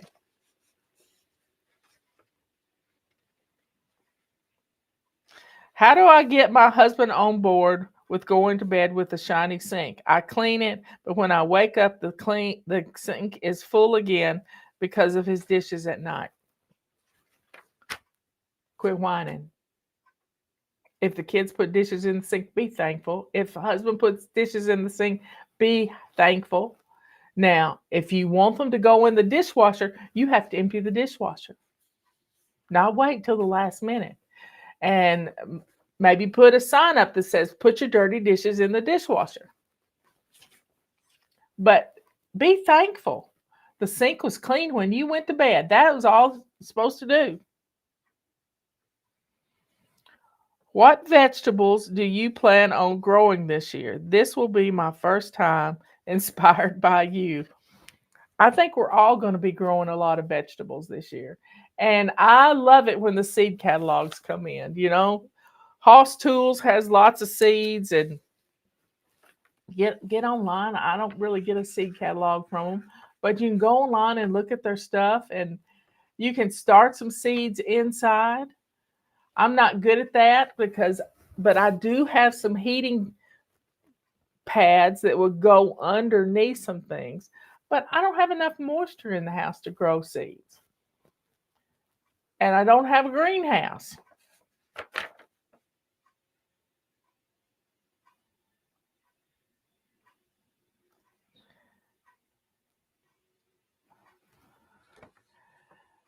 So last year I grew, I've got strawberries that are doing really good right now. And I planted some strawberries. I grew some tomatoes. Didn't harvest it. I am sunshine deprived in the woods. I don't know how people grow things in the woods. I never had a lot of trees around me when Justin was little. But Justin loved to get out in the garden and he would plow with his tractors. And he'd just keep the ground all tilled up. And there would be one squash that was twice the size of all the other squash because he loved to plow around it.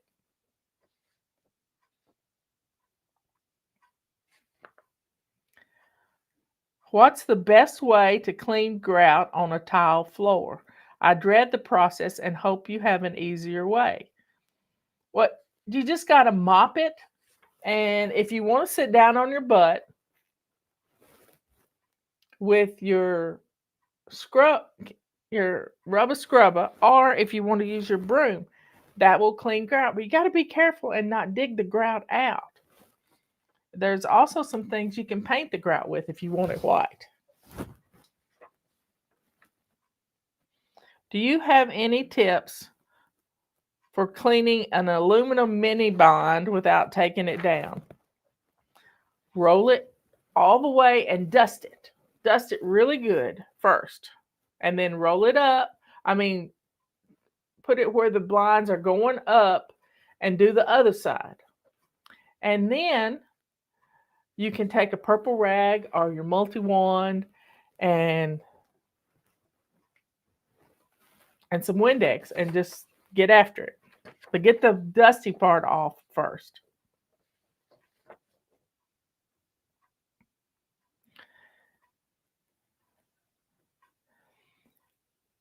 Since you do swish and swipe daily, do you still have an occasional deep clean of your toilet and bowl? I have to wipe down the seat really well. And because, I'm over 60. Let's see.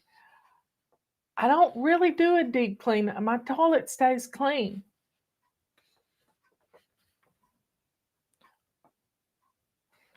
Okay. Y'all, look at us. That's all of them. I could pull another one out, but I'd have to reach down and get it, and I might fall off my stool. Cleaning baseboards. Multi-Wand does a good job for cleaning baseboards. The rubber broom, the rubber sweeper, it's really good for getting the dusty part. And little kids, give them a rubber scrubber. They can't hurt anything. And let them scrub the baseboards around the floor. They're closer to it.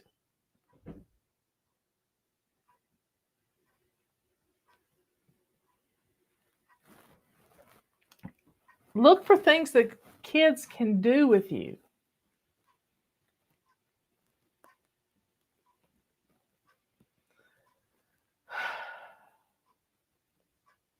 So y'all, have fun.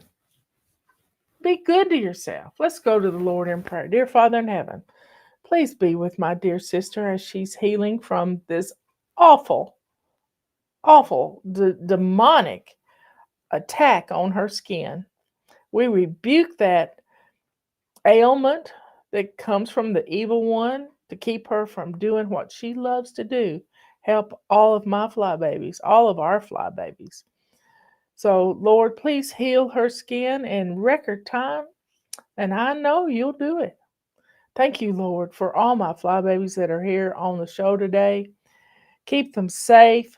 Help them to jump into this new year with energy and strength to get things done and not to give up. All I ask of them is to declutter 15 minutes a day and to get dressed to lace up shoes and keep their sink clean and shiny. And they will see a huge difference in their lives this first month of 2024. We love you, Lord. We thank you for all that you do for us. In Jesus' holy name, we pray. Amen and amen. Okay, folks. I'll see y'all later.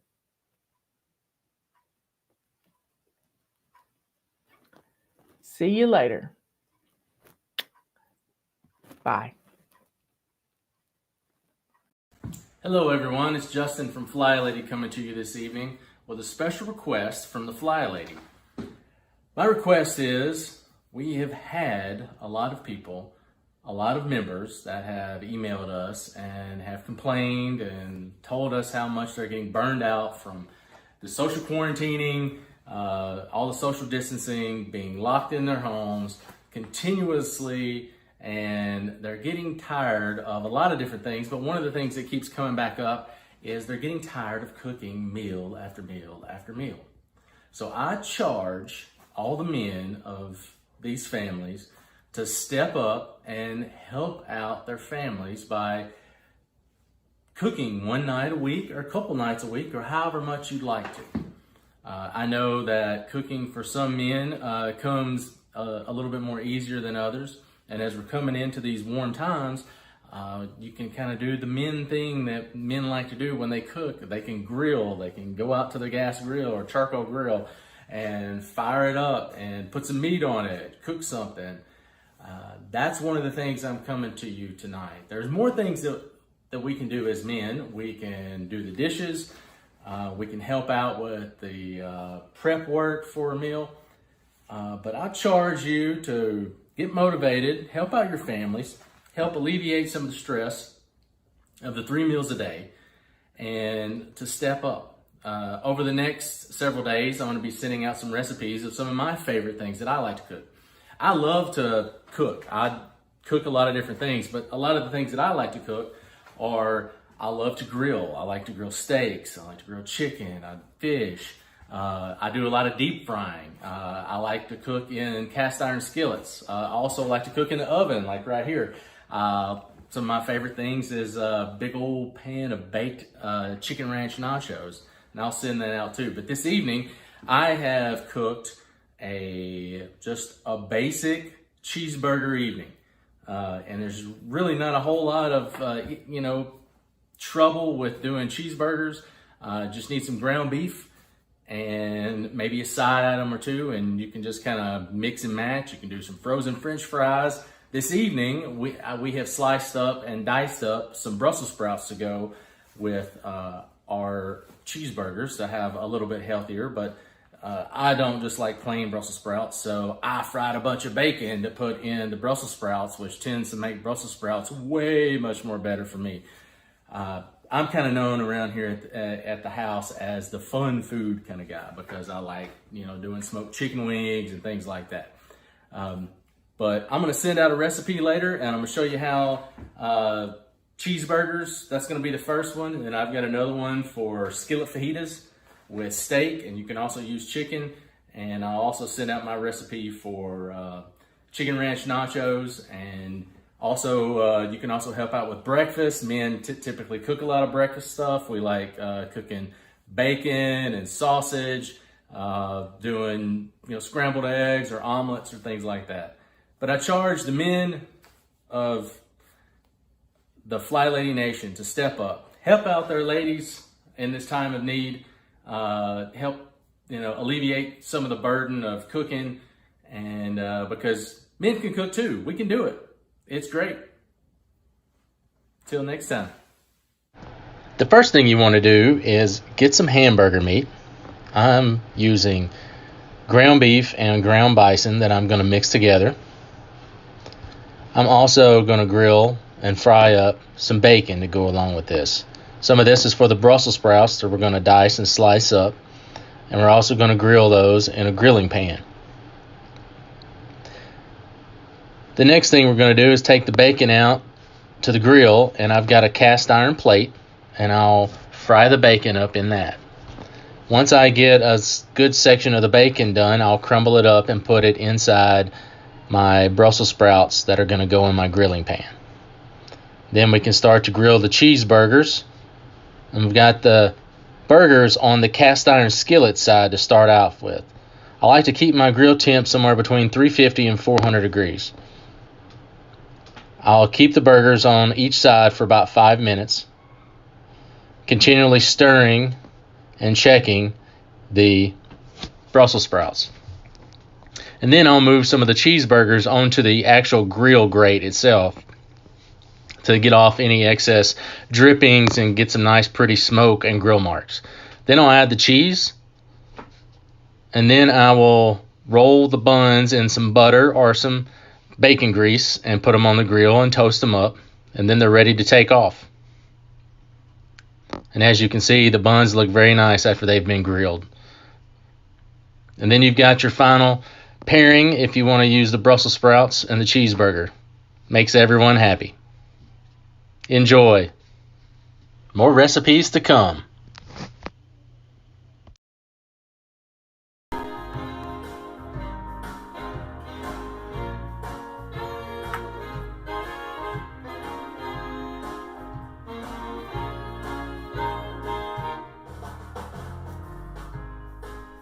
Oh, this is just a...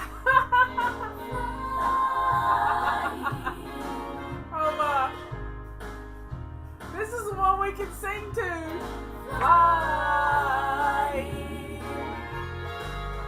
A list of things to do. I'm ready for action in my lace-up shoes. I'm no martyr, I'm just working harder.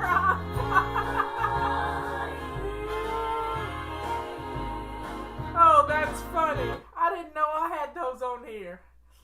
That's cute. My voice isn't cute, but anyway. I'll be glad when my hair can really stay behind my ears without me spraying it to high heaven. Oh yeah, I had to run and get, thank goodness the mic wasn't on. I forgot my remote control, and I had to go get my remote control. And because yesterday, I noticed it had some little white crud back here. And Robert worked on it for me because one of the batteries had corroded. So he fixed it. It's nice to have a fix-it man around the house. Anyway, so today, everybody's getting in here. What day is today? Today is Wednesday. It is Anti-Procrastination Day, but it's also the first day of the month. And you know what that means? We have a new habit. And our new habit for this month is making our bed. Now, I know many of you do not want to make your beds because you hadn't made your beds in a long, long time. And you think, why bother? I'm just going to get back in it. Well, let me tell you, when you start making your bed, you're going to be blown away about how good your bedroom looks. And your bedroom should be the cleanest room in the house. Last week, we were doing Zone 4, which is our bedrooms. Yesterday we changed the sheets.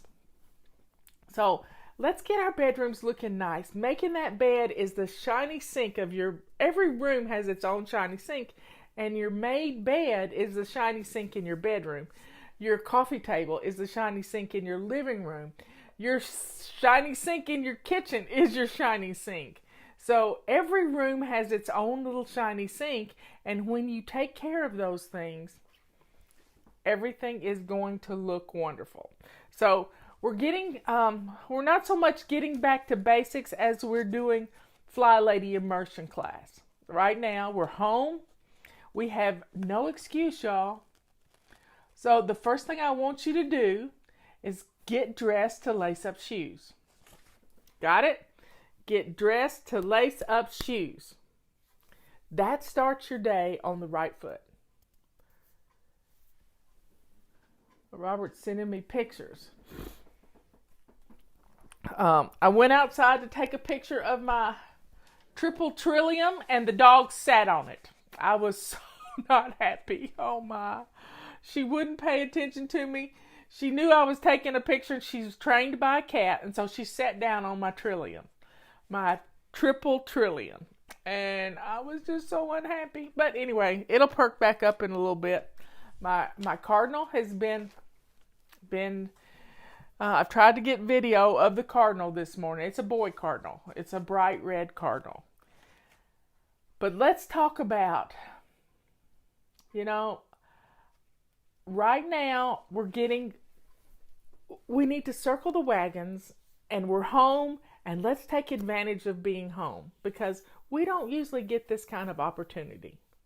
You're listening to me. Look how many people are in here. We're hitting 400 right now, which is right at 4,000, I think. Now, if you have not shined your sink yet, after you get dressed to lace up shoes, I want you to go shine your sink. Yep. I am in this swish and swipe mode for my whole house right now. And guess what my swish and swipe tool is? It's a purple rag. I use a purple rag in my hot soapy water in my dishwater. And I am wiping down everything. I'm wiping down everything from my kitchen counters to my stove, my microwave, my stove knobs. All of everything's getting a swish and swipe. Big time. And then I'm cleaning off hot spots, and I'm swishing and swiping the hot spots with a rag. Because dust settles and all kinds of... I use my feather duster all the time, but sometimes you just need to get right into it. But keeping things wiped down, Justin did a video on how to sanitize your kitchen with purple rags, pink rags, silver rags, whatever you got. Sorry, y'all. I have a funny story to tell you. I'm going to get sidetracked here. Yesterday, I got a text message from my dentist office. And they said, we will be closed until April the 30th, April 29th or something like that. And I thought to myself, here I go thinking, what you think about, you bring about. I thought, well, now's not the time to lose a crown. And guess what happened last night at dinner? I lost a crown. And thank God you can't see it, because it's right here. Yeah, I lost the whole tooth practically. And the blessings that abound from this, the blessings abound, because I'm looking for the silver lining. The silver lining is this tooth has had a root canal on it. So it's not going to hurt me. It's just irritating that there's a hole there. And you just have to laugh. It's kind of like Scott Adams says, we're in a simulation. So I got the text message that said my dentist office is closed, and I have my dentist cell phone number. So I called him on his cell phone, because he's called me needing favors, and I called him needing a favor. And he said, I can meet you at the office. I said, Dempsey, it's no need. No need. We have been asked to, stay home, and I'm going to protect you, because if I start hurting, I'll let you know. But it's not going to hurt, because it has a root canal in it. Oh, my bird's back. Did y'all hear that? My bird's back. There it is in the window. Yep. It's coming to the window. Let's see if I can focus the... Let me see if I can... Did you see it? There he is. He's there. He's coming in, but the window kind of blows it out. He comes in right by St. Therese. That's just weird. I love it. There he's back again. He's really showing out today. That's a happy bird. He's really showing out. I just believe, God's listening to us. He knows we're all kind of having a rough time of it. But, we can get some things done in our house. So here are the things, and I keep preaching on this every day, and I'm going to continue to preach on it. if we keep our laundry caught up, I don't know what's going on there. I can't see. There we go. If we keep our laundry caught up, if we do our dishes, if we get dinner in the crock pot ready to go, that frees us up the rest of the day to declutter and get some things done in the house. Angela saw him. Yay, yay, yay, yay. Because the window kind of blows it out unless it's a rainy day like yesterday. But the main thing we got to do is take care of ourselves. If you don't take care of you, who will? So, drink your water. What's for dinner? Yep. I'm trying to come up with an acronym, kind of like Only Handle It Once, like the Ohio acronym, and I haven't done it yet. But let's make a list of these things and just put them on a note card. Put them on a bright, cheery note card, and let's make a list. So, get dressed is the first thing. Get dressed. Make your bed. Swish and swipe your bathroom.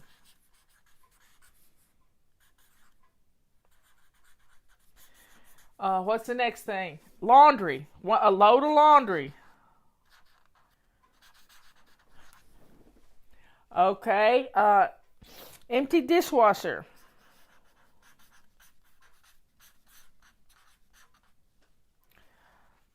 Shine your sink.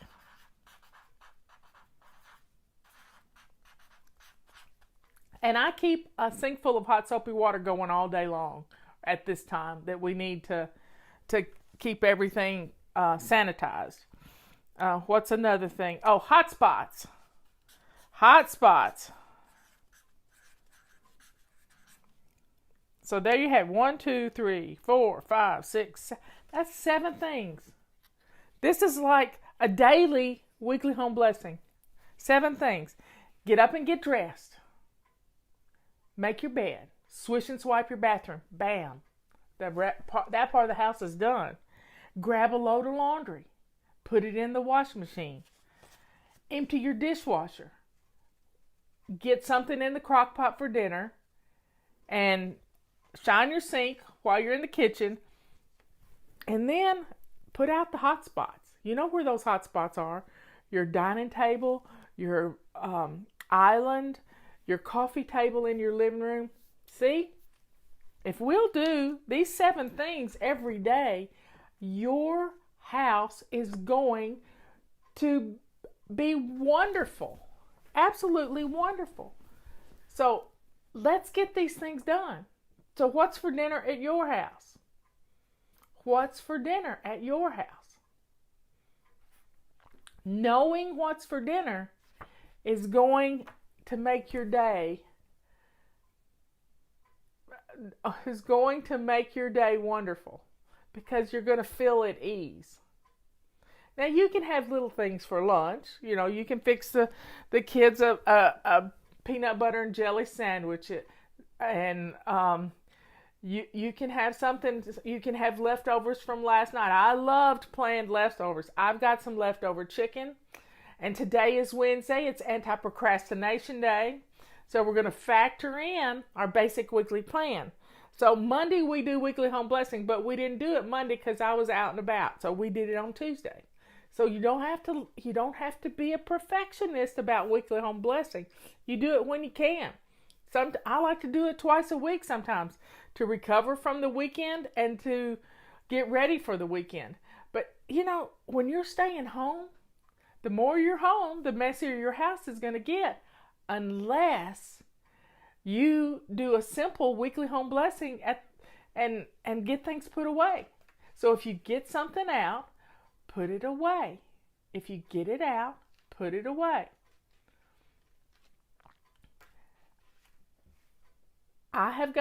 We've done inventory of our food in the house, and we're good to go. We may not like what we're eating, but guess what? We're not going to be stuck in some rut. So if you come up with 7 meals, and Leanne can help you. 7 meals. And she's got her dinner answers for $7 for a month. $7 a month. Guess what? Since you're not going to Starbucks, you got $7. I guarantee you got $7. And this can help you plan those 7 meals. And if you have 7 meals, you're going to feel at ease. Yeah, you're going to feel good about what you're cooking. And that's just what you have to do every week, these same 7 meals. I saw a recipe for the tater tot casserole the other night on Facebook, and I almost gagged, y'all. It had mustard in it, and I just couldn't even imagine. But anyway, I digress. But we have potatoes. We have onions. Leanne said, Marla, I'm getting low of onions. And I said, I got 2.5 bags of onions, Leanne. You can come and get some onions. And she'll keep her distance, and we're going to share. We miss each other. We always had dinner together every Wednesday night. We miss each other. So we spent an hour on the phone yesterday while we cooked dinner. And she made lasagna and I made carbonara. And we don't eat pasta. So, here's the deal. If you want to make a tater tot casserole, grate up your own potatoes. Don't use tater tots. Use your own potatoes. Yeah. So, Leanne's needing onions. I got onions. And we're going to keep our social distancing. We'll be fine. We won't be hugging each other. And it'll be fine. It'll be just fine. Yep, she misses me too. So if we can get dinner going and dress to lace up shoes, not jammy mode. Nope. It's not pajama casual anymore. It's get dressed to lace up shoes. We have stuff to do. We have stuff to do. So, grated cauliflower. Wow, that's interesting. Making a tater tot casserole with grated cauliflower. That's interesting. You can put any vegetable in it. We have a favorite restaurant here, the Fish Camp, and they do a cabbage casserole. Who ate the pasta? I ate pasta last night. Yep. Leanne ate pasta last night because she made you a lasagna yesterday, and I laughed till I hurt watching her do this lasagna. Because she's lathering on the ricotta cheese. And she's just having so much fun putting together this. And she made a small lasagna. I don't know how to make small lasagnas. I make big lasagnas. And one time I made 8 lasagnas and put them in the freezer to take to friends when they needed something.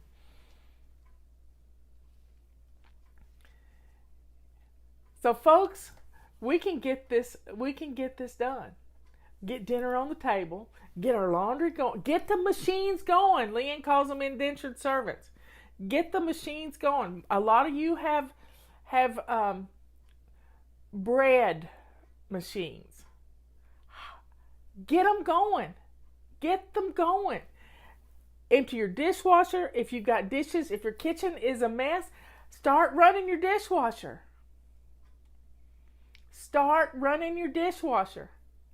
And you're going to be blown away about how good your kitchen's going to look and smell and get things going. Now, I have made lasagnas with Italian sausage instead of hamburger sauce. Hamburger spaghetti sauce. But the main thing you got to do is get going. Here it is noon, almost noon on the East Coast, and it's time to start thinking about dinner. So get your dishes done, get your laundry going, and keep this going every day. If you do your dishes and your laundry and clear out your hot spots, your house is going to be fine. It's going to look great. And then you have time to play and help educate your children because they're having to do homework. They're not playing. They're not on vacation, and you're not on vacation. You have a job to do. You got the most important job in the world, and that's to educate your little children. If you're retired and you don't have any children at home, your job is to get your home ready for this to be over with, so we can have a party. Let's plan for a party. Let's plan for a party. We can get through this, and we can get through it and have some fun. And I got to thinking yesterday, I know what the problem is. I know what the problem. I got lots of cabbage too, Leanne. I don't need any more cabbage. I got 2 heads. Because I'm going to make some stir-fried cabbage with bacon. But I got to thinking about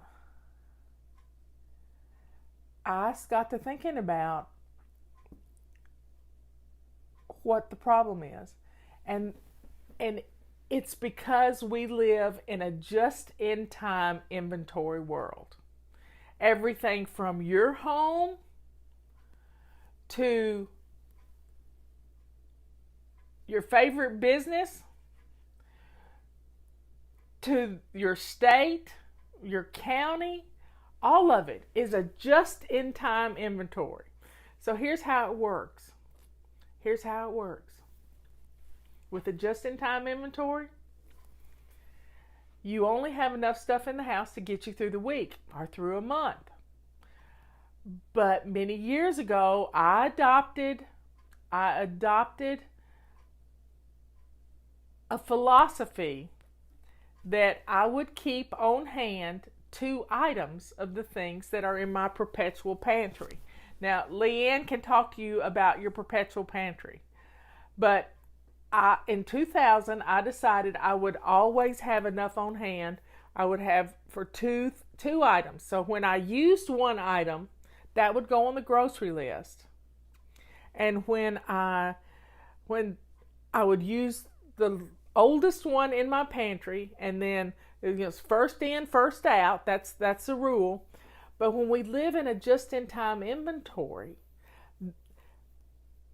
we don't have backups. So when there is a problem with the supply chain, which has been the problem with our supply chain, when 2 big ships from China get turned around with all of our protection devices for our hospitals, and they go back to China to save them from this virus, you know what? We're stuck. So we've got to build our own supply chain within the boundaries of our country. And if you're in another country, then you got to build them in your country too. We've got to make the things we use. Thank goodness we make toilet paper here, because we have reserves of national forests. That's why we have national forests. Did you know that toilet paper comes from trees? Yes, it does. It comes from trees. It's a byproduct of the lumber industry. The chips. Guess who used to be in the lumber industry? Yep, I ran a sawmill, and we sold trailer truckloads of wood chips to make toilet paper. So we make toilet paper in this country. That's a wonderful thing. We're not going to run out of toilet paper because trees are a renewable resource. Yes, they are. I have a forest, 10 acres of forest. We can heat our home if we have to with the trees.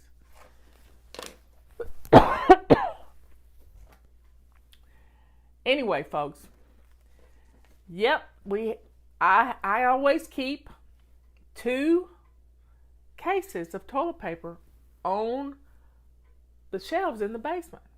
Now, a lot of people are wondering, how can I store stuff like that? If you live in a big city and you have a small apartment, you don't have a lot of room to store things. Sorry, I got strangled a while ago. Let me get a drink of water.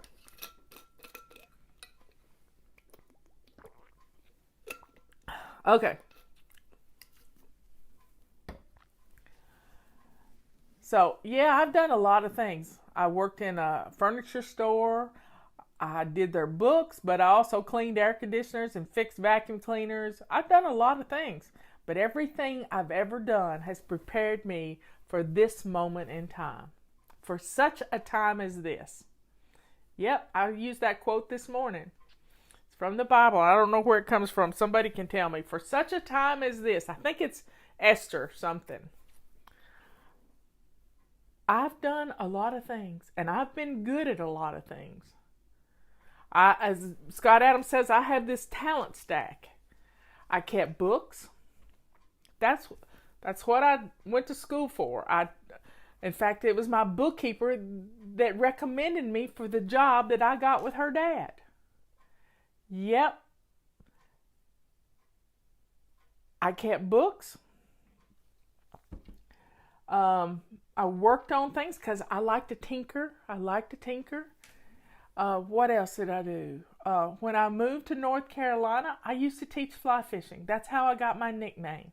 I used to teach fly fishing. But before that, I ran a sawmill. When my boss died, we closed down his company, and I went to work the next day for this sawmill. Yep. I went to work for this sawmill, and there was 40 men working there. I kept the books. I was also the manager. I did a lot of things. And we made pallets for businesses to ship products on. And then when I moved to North Carolina, I worked at Kmart. It wasn't the greatest job, but I needed a job, and I was a geek back then too. So I liked electronics, and I worked in the electronics part of the Kmart store, and had to deal with a bad person who was my manager, and he was hateful, and he took great opportunity to belittle me because I wasn't a little person. He liked the little skinny girls, but he didn't like the big girls. So, and then I went to work at Earthshine Mountain Lodge, helping teach kids about nature and hiking and the outdoors. Right up my alley. And then I met Robert, and I started volunteering at our Republican headquarters. And then I realized that our county commissioner was going to get elected to the North Carolina House of Representatives. I said, honey, I think I want to put my name in for that. So Robert ran the campaign for me, told me what to do, and I got nominated to replace her because of toilet paper, y'all. Because of toilet paper. Our congressman's wife was one of our precinct chairs, and she said, well, what do you think about the lumber industry? They had a lot of trees, and they harvest a lot of trees. And I said, well, I think every tree hugger should go without toilet paper for a month. And she just died laughing.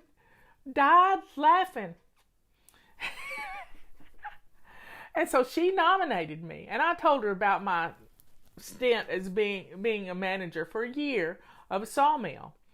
And it was funny. So trees are a renewable resource. They live to be about 80 to 100 years old, and then you harvest them. And they come back. It all comes back to toilet paper. So somebody said they're a tree hugger. I'm a tree hugger, but I get your point. We're all kind of might have to go without toilet. Maybe we're going to come up with a new way to clean our bottoms, So it's all good. And so then I got nominated to be a county commissioner. I served 6 years. 2 years of being nominated in a 4-year term. I got elected. And then I got unelected by 27 votes in a primary. So always go vote.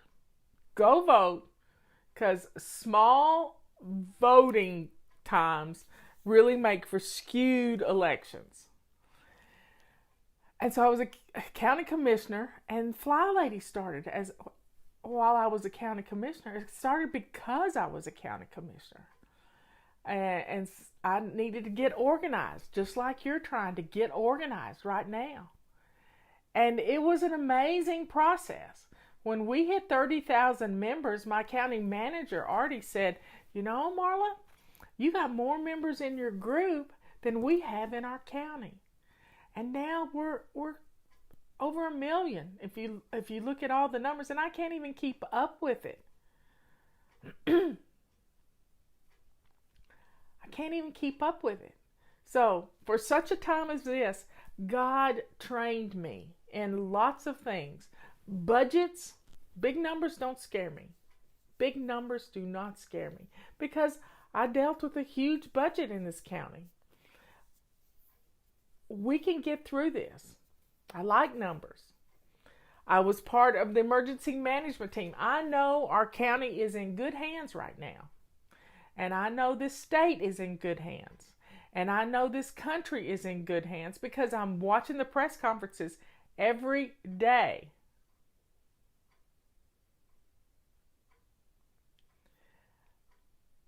We can do this, folks. We can get through this, and we're all honing our skills.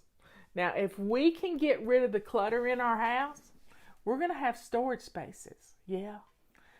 Let's get rid of those coats that we don't wear anymore and make some space in our closet, our coat closets. Leanne and I were talking about this yesterday. I used to can. I've grown a garden. What is a commissioner? Each county has people who govern. They're the executive board for the county.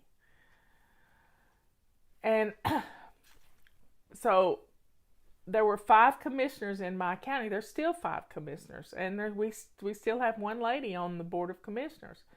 But I served 6 years, and I did my time for my community. I did it because my house was in order. Yeah, my house was in order.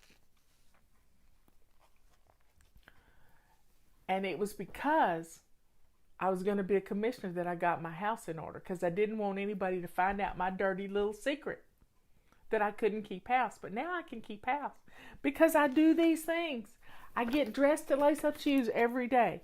I make my bed. I swish and swipe my bathroom.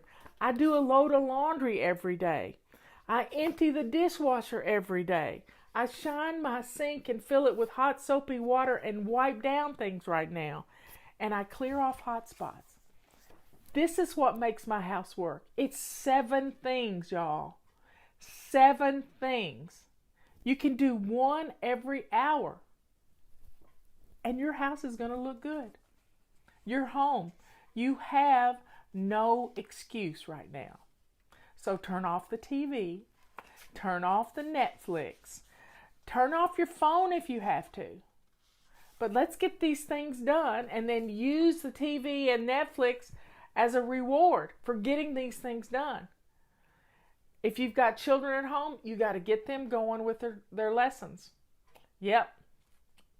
You got to get them going with their lessons because you can't let them lose a year of their life to this virus. You can't do it. So, folks, it's allergy season. Pollen is everywhere. And if you don't dust,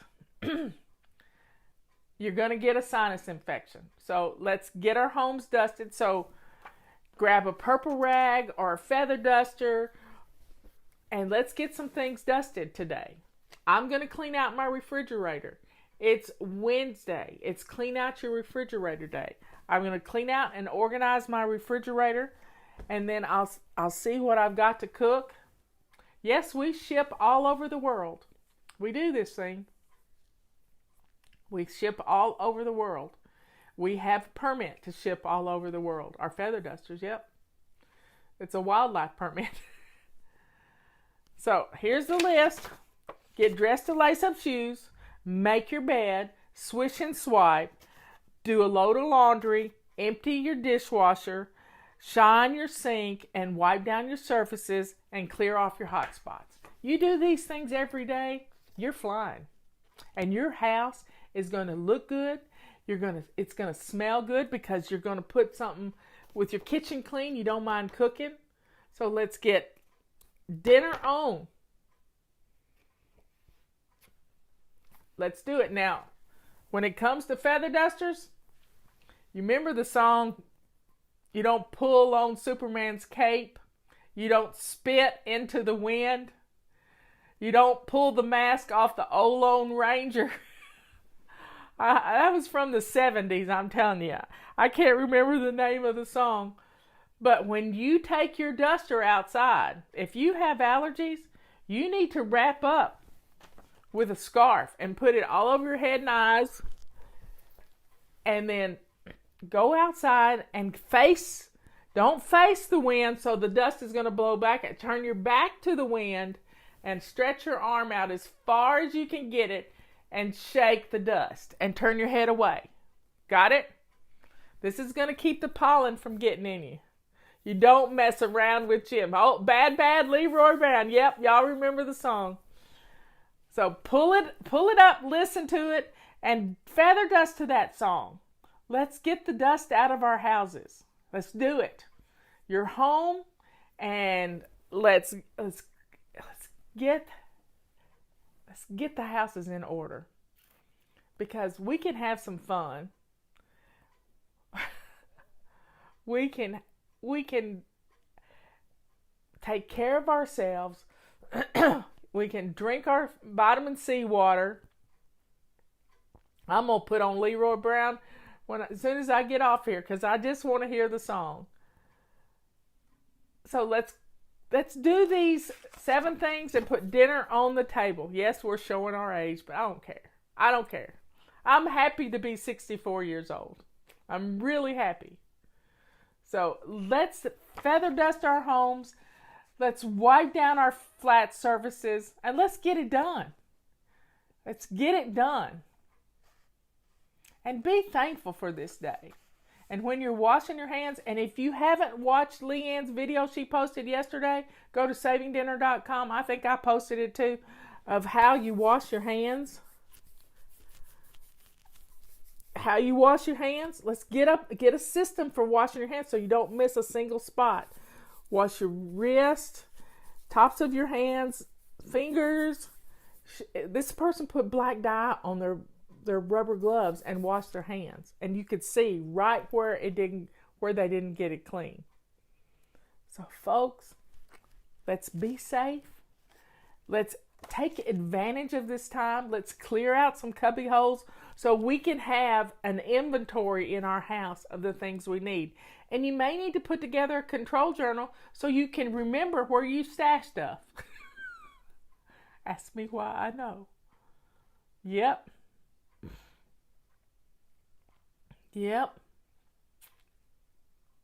Life is good.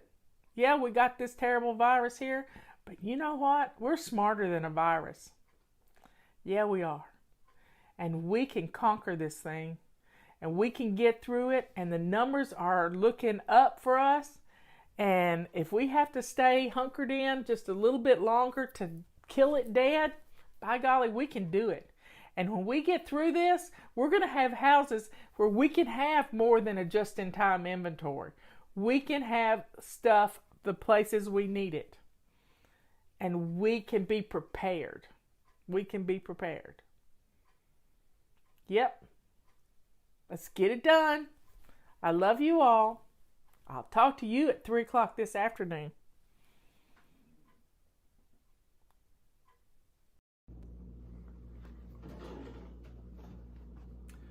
Justin here today from Fly Lady to show you our brand new revamped Fly Lady Complete Cleaning Package. In this package, we've got some of the same standard great Fly Lady home tools that we've had in this package from the beginning, but we've added a brand new tool, and I think you guys might like it. In the Complete Cleaning Package, we have Fly Lady's original microfiber cleaning towels, the purple rags. You get 3 of these in the package and the bag that it comes in. You also get Fly Lady's I'm Flying 2024 family calendar. You also get Fly Lady's original Rubba Scrubba cleaning brush, great for any scrubbing job that you might have around your home or cars. You also get Fly Lady's original toilet brush, we like to call the Rubba Swisha, and its vase holder that goes with it. We also have in this package the Fly Lady handle that goes with the Fly Lady Big Mop, and also the Chenille Mop Cloth XL that goes with the Fly Lady Big Mop. Great for dry floor dusting. And it just pops right on the head. These little clamps. And as you can see, it has these chenille fingers, which is great for dry floor dusting. You can also wet mop with this. It's also great. You can also use the original cloth right here on the Fly Lady Big Mop for wet mopping as well. It also comes with the Fly Lady multi-wand that attaches to the Fly Lady handle. The cool thing about the Fly Lady handle is you get one handle, 3 tools that will go onto this handle. The multi-wand, the Big Mop, and also what's coming up next, the Rubba Sweeper. This handle extends so you can use the multi-wand to dust places up high, top of cabinets, under stove tops, and you can also do ceilings, corners, and anything like that.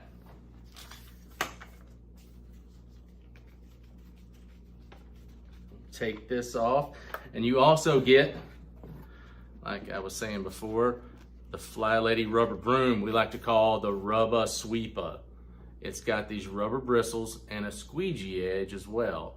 You can sweep up anything, the smallest particles to the biggest particles. You can sweep your floors with this. You can also scrub a vehicle with this. You can do all types of scrubbing and sweeping with this great tool. And last but not least, of these 11 items that you get in the Fly Lady Complete Cleaning Package, we have added the Fly Lady Kitchen Scrubber. You get 5 of these really neat microfiber kitchen scrubbing sponges. On one side, you can see there is a smooth microfiber surface, and on the other side, there is a more tougher scrubbing microfiber surface. Great for washing dishes, scrubbing pots and pans, washing your car, scrubbing tires on a car, you name it. These are great tools. This entire package sells for $188.50, and we have it now on sale for $89.95. Go to the Fly Shop at flylady.net, order this package. It will change and complete your Fly Lady home cleaning method and routine at your home. Go to flylady.net and find out more.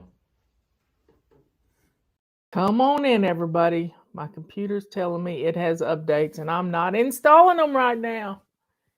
Anyway, come on in here. It's time for us to wake up. We need an afternoon jolt of some caffeine. But I forgot my cup and left it in the living room. So get on in here. Where's my chat? No people's in here yet. There's Casey and Kathy. Yay, yay, yay, yay. Happily, Brandy. Oh, Angela. Sage. Iris, Lori. Heart to Heart.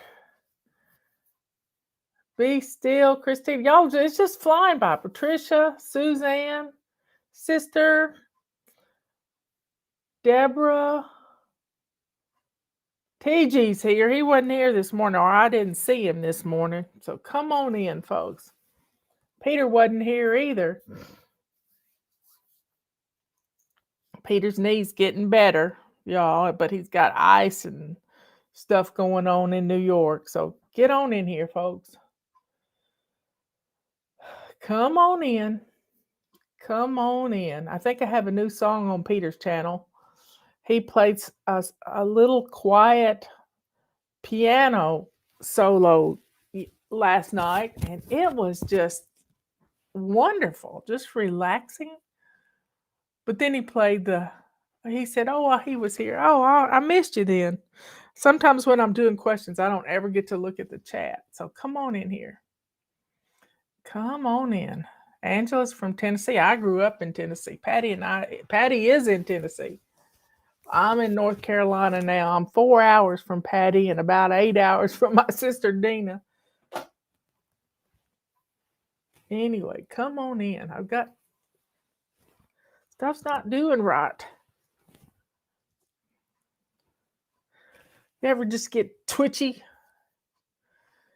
Anyway, so I was listening to Pinball this morning, and if you've never watched Pinball Preparedness, he lives not far from me, a couple of hours from me. And he went to the grocery store today because it was raining and he couldn't work in his yard. And he went to the grocery store and couldn't find butter. He couldn't find sour cream. And he could not find whipping cream, heavy cream. And they needed butter. Well, y'all, for years I have been buying Kerrygold butter in a 20 pounds at a time. And I stay stocked up on butter. I'll use it down till I have about 3 pounds left, and then I'll order more. Well, I might be ordering more earlier. It comes from Ireland. Kerry's Gold. I love it. It's some good butter. It's, we don't drink cheap coffee or cheap tea, and we don't use cheap butter. Patricia can't find whipping cream either.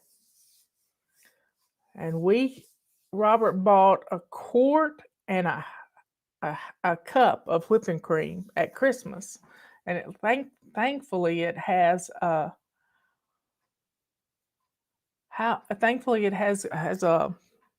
lot of a long shelf life, let's just say. So we got to be ready. I mean, there's a lot of podcasters that I follow that are homesteads, and some of them aren't breeding their goats this year. Some of them aren't going to be breeding their cows for steers, and because of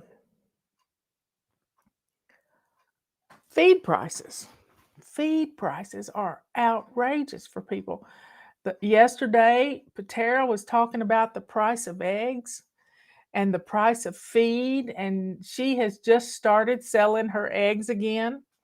And people meet her in some parking lot in Knoxville, and she takes them dozens of eggs. Now, she has a lot of hens that lay. So it's just and I was thankful that I have powdered sour cream in my pantry that I bought from Augustusson in a container. I have powdered cheese. I have powdered milk. I have a lot of powdered milk stored up because Robert drinks milk. I do not, but he puts it over cereal.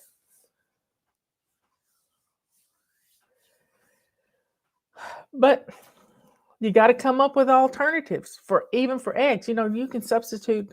Pam taught us that you can substitute applesauce for eggs in a recipe. She came up with some other things that I didn't even know the other day that just blew me away. Hay is $30 a bale. I just can't wait for spring and things to start growing again. Homestead Heart, she hadn't been on in 3 weeks or 4 weeks, and she's been getting her seed catalog ready for everybody. She saves seeds and she sells them. And so if you want some good seeds, you check out Marie at Homestead Heart. She has a seed store. And Just Dig It Farms has a daily little short that's about the herb of the day. And I told Tracy, I said, I love this. I've known about herbs for a very long time, and I love herbs. You know, we talked about elderberries the other day, but she was talking about echinacea. How wonderful. I love echinacea. I've cured everything from, and the good Lord is in on this. I've cured everything from snake bite. I mean, copperhead snake bite. I didn't have it, but a friend had it. And I gave her my whole bottle of echinacea and told her how to take it. And toothache, my dentist in Alabama, he just couldn't get over that I could cure an abscessed tooth with echinacea.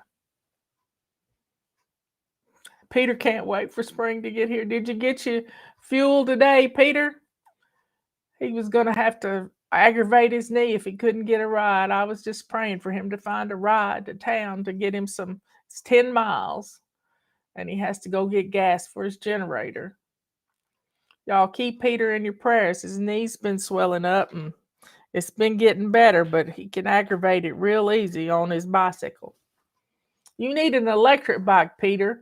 Maybe somebody will sponsor you and send you an electric bike.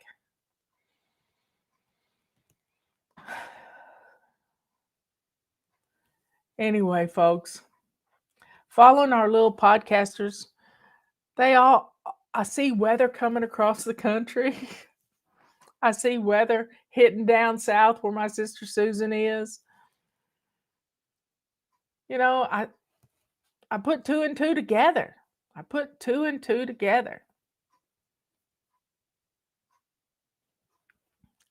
We hadn't had any, we had a flake of snow, just enough to dot the back deck the other night, and then it was gone by morning.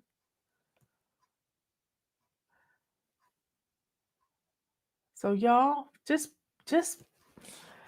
we got to wake up and know what's going on around us. We just have to know these things.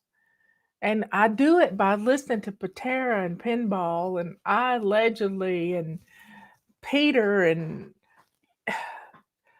the Cog Hill Farms. They've been through a tornado and they're finding all kinds of stuff in their pasture that they have to pick up so the critters won't eat it.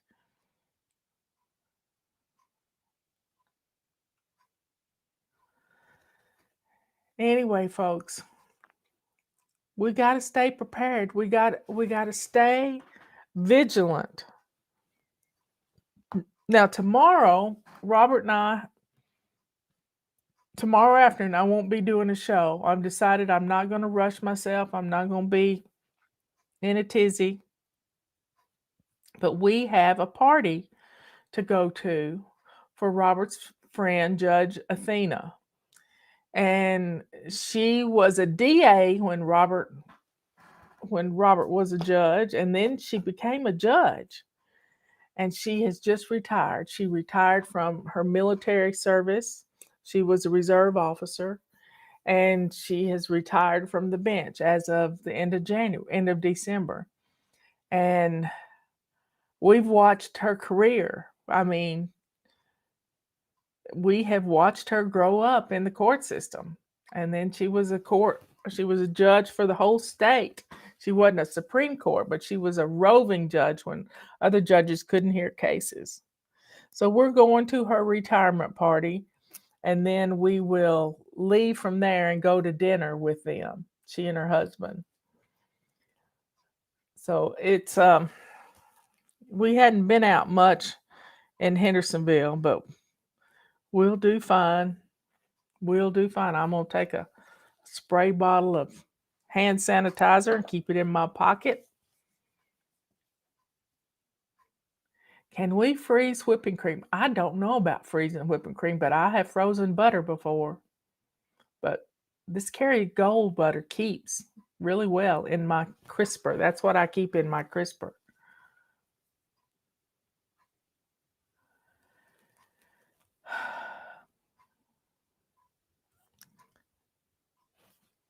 So it's tough. I guess Cool Whip will make a comeback. I've never really used Cool Whip. My granny used it.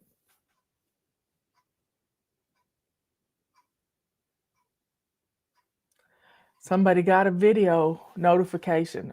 What are you on Facebook? I don't know why. This thing is messing up, just messing up. Well, folks, take some time today to just be aware of what's going on around you. No, Robert noticed some shortages in the grocery store on Tuesday. He said they had some eggs, but they didn't have other eggs.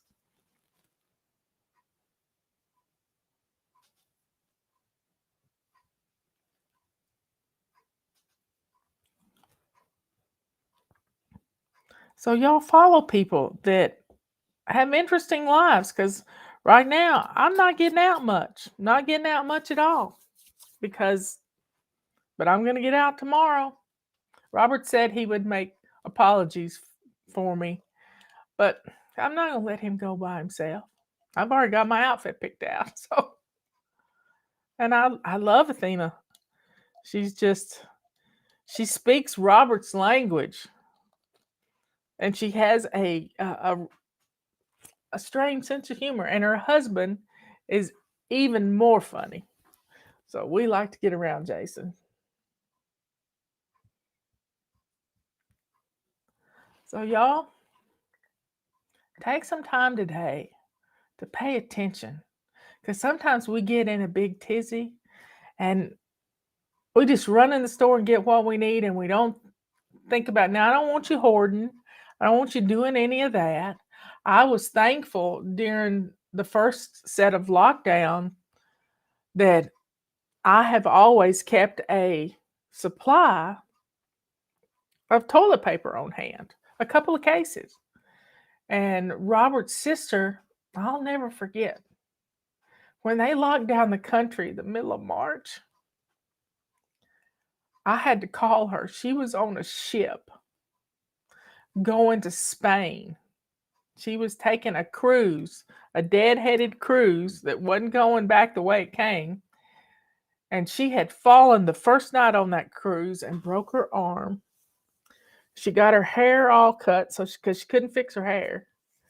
And we had to call them. And I knew it was the wee hours of the morning when I was calling. It was 3 a.m. on the ship. And I told her that they were shutting down the country. And when they got to wherever they were going to in Spain, she had to go see a doctor, see if she needed to have surgery. And luckily she did. No, it was the grace of God. She didn't have to have surgery. Cat food, yeah, Jama says cat food shelves are empty. Cats are picky critters. Robert's not been able to get the same food twice here. But I had to call Robin and Joe and say, they've just shut down the country. And we didn't know. We did not have a clue as to how they were going to get back in the country. We didn't know if it was going to block them from coming back in the country. They had been isolated on a ship. And so some miraculous things happened. All of a sudden, when they got to the airport, they had to stay in a place for a little while.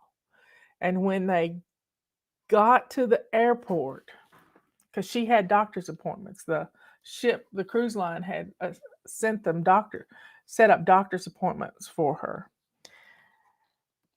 And so they went to the airport, and out of the blue, Delta had a flight. It was a brand new flight. And they were able to get that flight back home. So I have no desire to travel outside of this country or even travel inside this country. Any other time I would have loved to have gone to Nashville this weekend and gone to the Reawaken tour at Pastor Greg's church in Global Vision tent in Mount Juliet, Tennessee. I've watched every Reawaken tour that they've ever had. It's like 15, 20 of them for the last 2 years. The first one was in March or April of 2021, I think. And they're all going to be there. Amanda Grace is going to be there. All of them are going to be there. And I've always watched them on YouTube. And hopefully I can watch a replay. See you later, TG. Tej McCoy. Anyway. So I would love to have been there.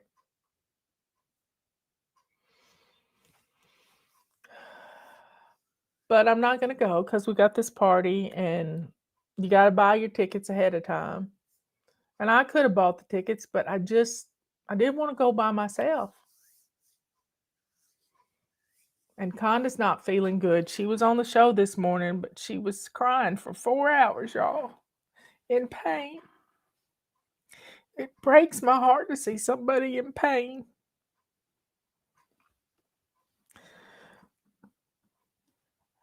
I was watching Ben in pain, just terrible pain, just suffering like you wouldn't believe. You don't ever get over that.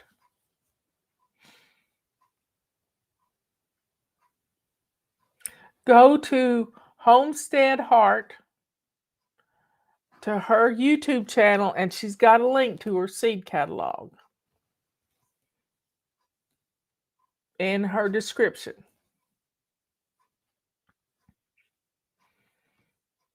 So, y'all, we're going to have to circle the wagons. I talked earlier this week about children's Tylenol, not being able to find children's Tylenol. Well, study about fever. Y'all, when I first got on the computer in 1995, there was something going on in Europe called mad cow disease. And I started doing research on it. And I think I even wrote a paper on it. But it wasn't what it was cracked up to be, y'all. It really wasn't what it was cracked up to be. I think it was a plot to get rid of cows. And they killed off millions of cows. Millions of cows. Now, mad cow disease is a thing. But they wanted to scare people to get rid of their cows.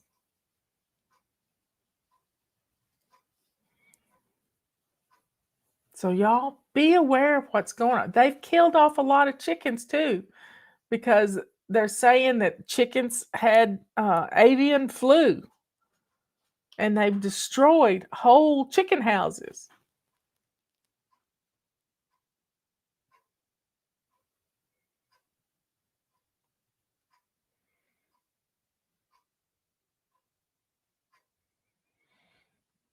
Yeah, I lost my sister in her sleep too. She had a heart attack in her sleep.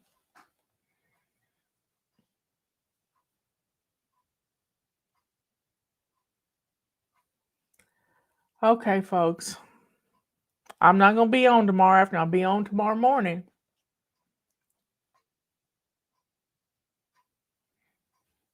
So let's go to the Lord in prayer. Dear Father in heaven, we praise you, Lord, for the love that you show us, for the wisdom that you have imparted upon us. We love you, Lord. Thank you for giving us common sense. Thank you for warning us of the things that could come to pass. Thank you, Lord, for sharing your prophets with us and giving them insight into what's going on. We love you, Lord. Thank you for what you imparted to Joseph back in the time of Egypt and the famines.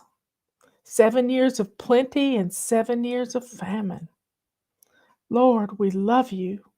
There's always been famine upon this earth, but because you give us a warning, we can store up for those days. And thank you, Lord, that it's not too late for us to start. We praise you, Lord, for everything you do for us. Thank you for the little chickens that lay eggs. Thank you for the roosters that protect the chickens. Thank you, Lord, for the creatures that give us food and milk. Thank you, Lord, for everything you do for us. Help us to be prepared for the shortages that could come our way. Help us to always be prepared and not be desperate. We thank you, Lord. In Jesus' name we pray. Amen and amen. You know, many, many years ago, I learned about having a stocked pantry. And I learned about it from, where's my book? I don't know where my book is. But it was from a lady in Utah. And if Carla's on here, she can help explain it.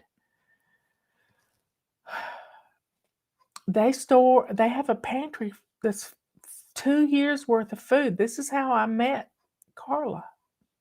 And I actually have met Carla. Her son's in the military. It's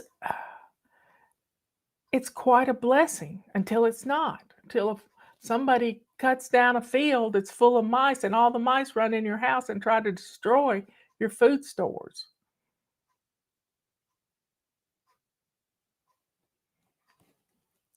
So y'all, start buying a few cans of this and a few cans of that. You know, this is another thing I learned from The Walking Dead.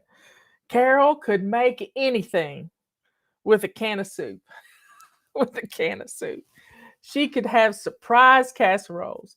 And I've been watching some little shorts on YouTube, and they're so cute. They put a can of cream of mushroom soup, a can of cream of chicken soup. They just put this all in with some pasta at the bottom, and they had cooked some chicken in the crock pot, and they shredded the chicken and put it on top. It's like chicken cacciatore. Threw some cheese in it, and wow, I'm surprised they didn't use a can of cheddar cheese soup.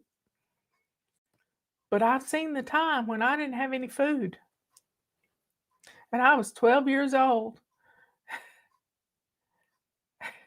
I was 12 years old, and I was home alone, and all I had was a can of cheddar cheese soup and a bag of macaroni, and I knew how to cook it. Oh, I love Miss Clara. She's not with us anymore, but she's with us on YouTube.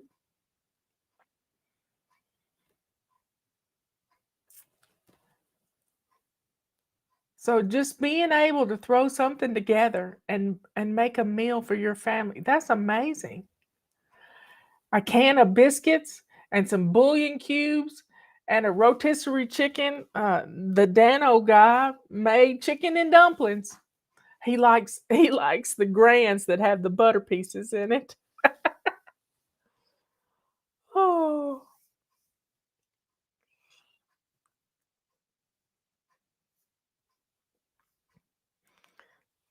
So y'all, we gotta learn to cook.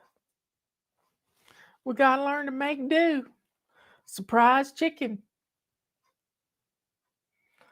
One time I cleaned out my refrigerator, I had just about this much jerk sauce in the bottom of a jar.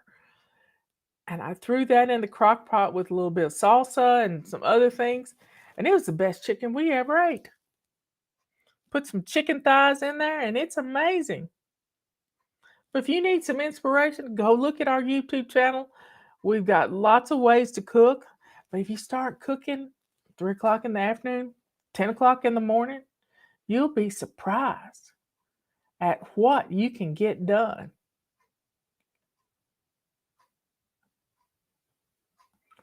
Well, you can also, I saw a recipe with pork, barbecued pork out of a tub. I've never seen that in the grocery store. I don't go to the grocery store. Robert likes the grocery shop. So, y'all, take care of yourself. Take care of your family. Know what's coming down the pipe. Yeah, pipe. I don't know what it is, but just know. Just know.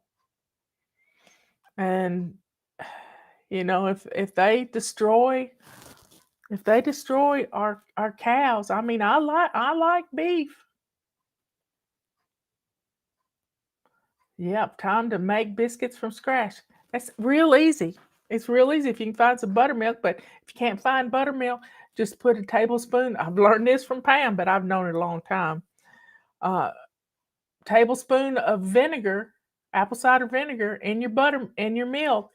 Let it sit for about 10 minutes, and before you know it, you got buttermilk. And you do a little bit of buttermilk. I tell you how to make biscuits on my YouTube channel. And to make dumplings, I just use plain milk. I don't use buttermilk. I use plain milk. A little salt and some plain flour. Not self-rising, plain flour. Because I don't like fluffy dumplings. I like flat dumplings. That's what Mama Louise taught me how to make. But I've had some canned biscuit dumplings in a pinch when I was hungry. But I don't buy canned biscuits. The only thing we ever buy canned is crescent dough for making hors d'oeuvres.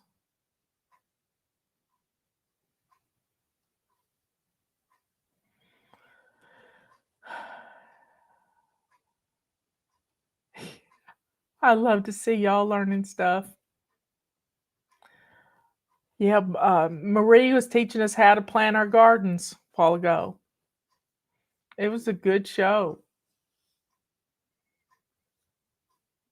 Yeah, I don't have a cooking channel, but it's in our YouTube, The Fly Lady. We've got a playlist. I love self-rising flour for pancakes is amazing.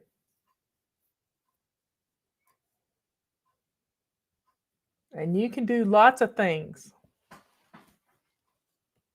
But we got to learn to save some money. So learning how to make biscuits is a good thing. I'll teach you how.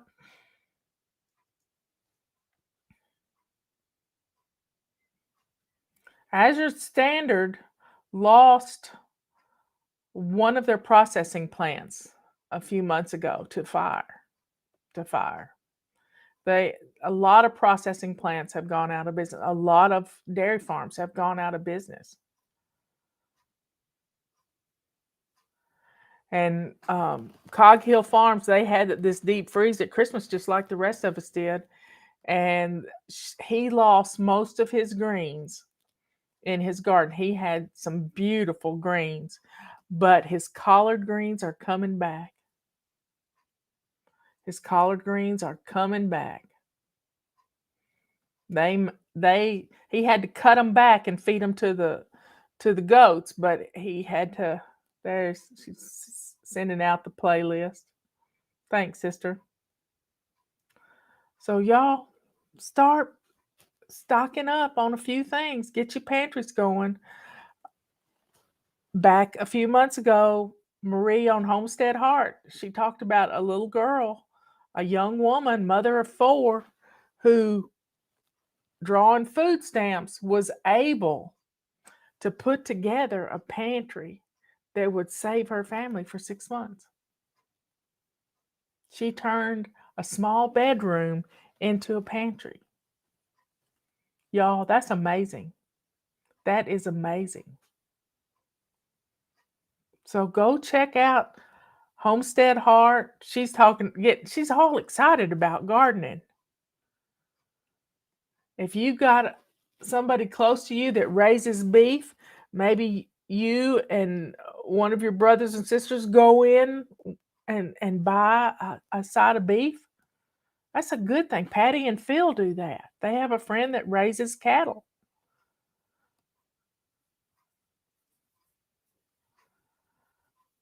Well, Tammy, that's an amazing idea to buy buttermilk and divide it into portions and use it and freeze them, and it doesn't go to waste. I love that idea. That makes me happy. I can put it in Ziploc bags. Yeah, y'all are just brilliant. I'm telling you. I love you all. Be good, kind, and sweet. Be good to yourself by providing for your family with a pantry. And you can turn lots of things into pantries. Linen closets that's got stuff that you haven't used in years in it. Clean out that linen closet and start getting some food in there. And there's lots of ways to organize.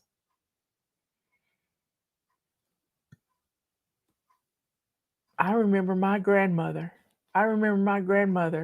taking apples and put them in slices and laying them between cheesecloth on her cistern cover that got the sun all day long, drying apples. And then she would put them in a bag, she made like a 5-pound flour sack into a bag to put her apples in.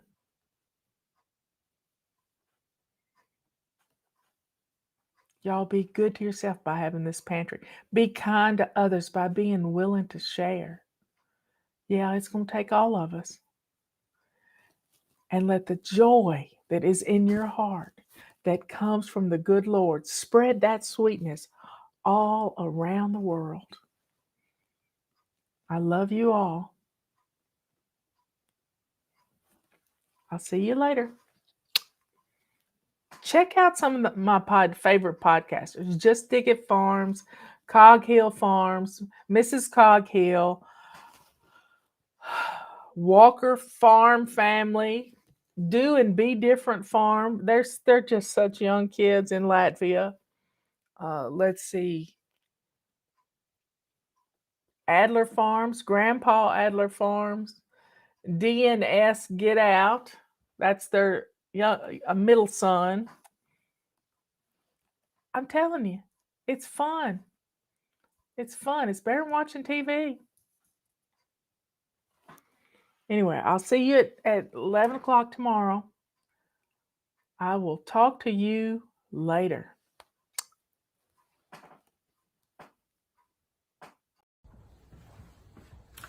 Justin here today from Fly Lady with a special request.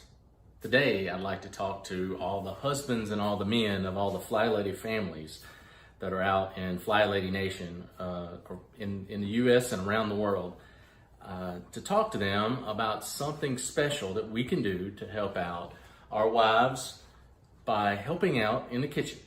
And I know some of you men are no strangers to the kitchen. You help out with dishes and things like that.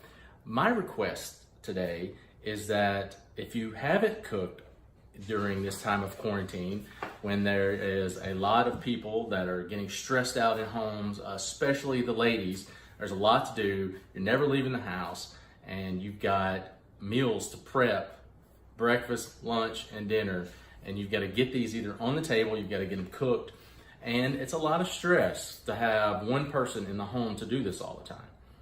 My request is that men need to step up, and there's more that we can do besides washing dishes.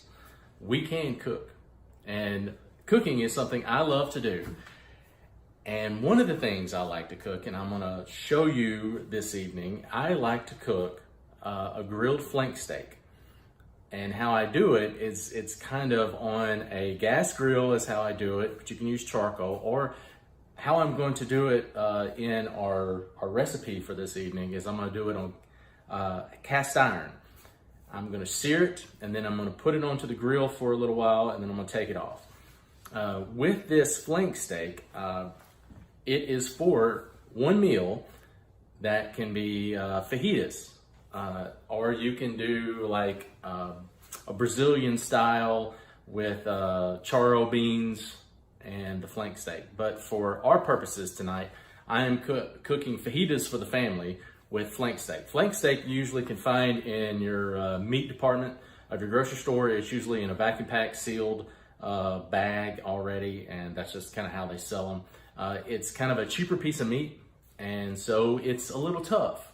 But if you marinate it with the right marinades, and the marinade that I'm going to give y'all in the recipe, it needs to at least be on the meat for about 4 to 8 hours. So if you let it soak and rest in that good marinade, it kind of breaks down some of the fibers and makes it extremely tender. And I know you guys in Fly Lady Nation are gonna step up, you're gonna help out your wives, and this is our first recipe, and I know you can do it. And a couple of other things that I'll probably talk about in future episodes is some great ways to also cook besides being on a grill or cooking in cast iron. One of my favorite things to do is I love to bake in the oven. And you say, well, but Justin, what do you like to bake? I like to bake my world famous chicken ranch nachos. I'm kind of known around our house as the party food kind of guy. But when I cook, I like to cook fun things. Like smoked chicken wings or chicken ranch nachos on a big old pan. And so what I'll usually do is grill some chicken. But what I'm telling you now, gentlemen, you can step up and help alleviate some stress in your family during this time of social isolation and distancing by stepping up in your family and do more in the kitchen to help out. And cooking can be one of those things. Here is my flank steak recipe that I got from allrecipes.com.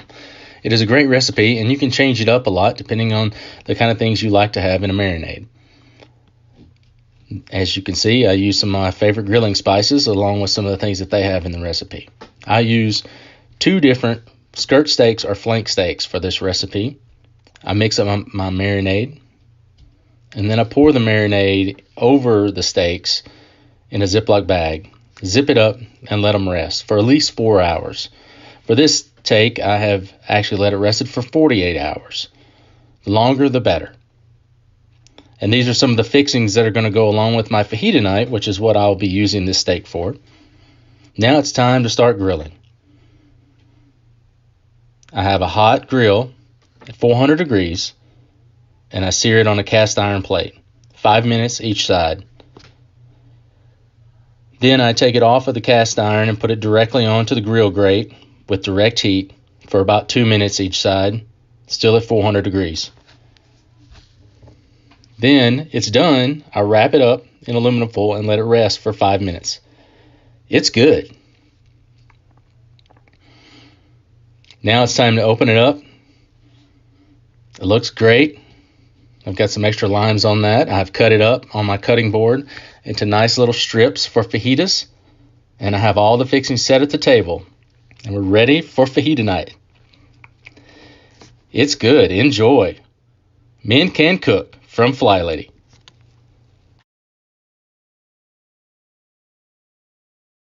I know this morning I said something about what we were going to talk about this afternoon. Oh, it was the feather duster. I didn't blow it. Maybe I'll make a video and post it in a little bit.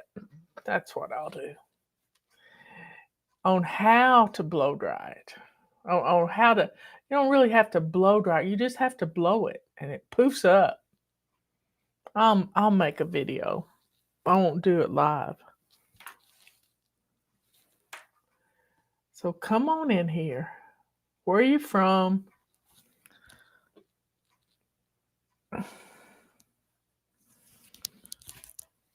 My little fly baby's in here.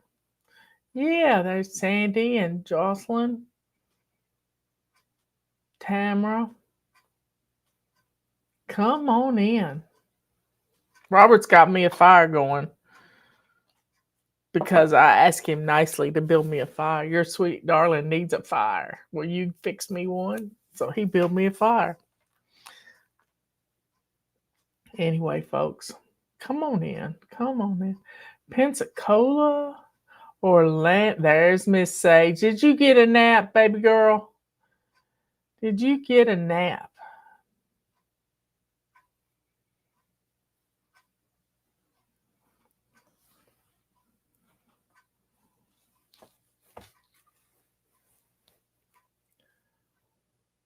Anyway, folks, come on in. Y'all got something hot?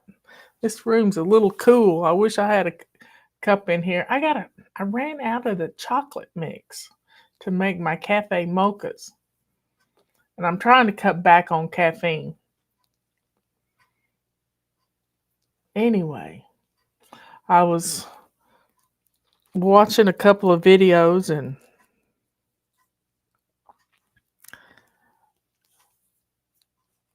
I don't know if this woman is for real or whatever, but she has a heart of gold. And no nap. I was delivering gifts, just got home. Well, you need a nap, girlfriend. Anyway, there was a family that lives next door to her. And the mama is not home often. She only feeds her kids every other day. Can you imagine that? Whether this thing is true or not, I don't know. But this lady sees these hungry kids and she feeds them.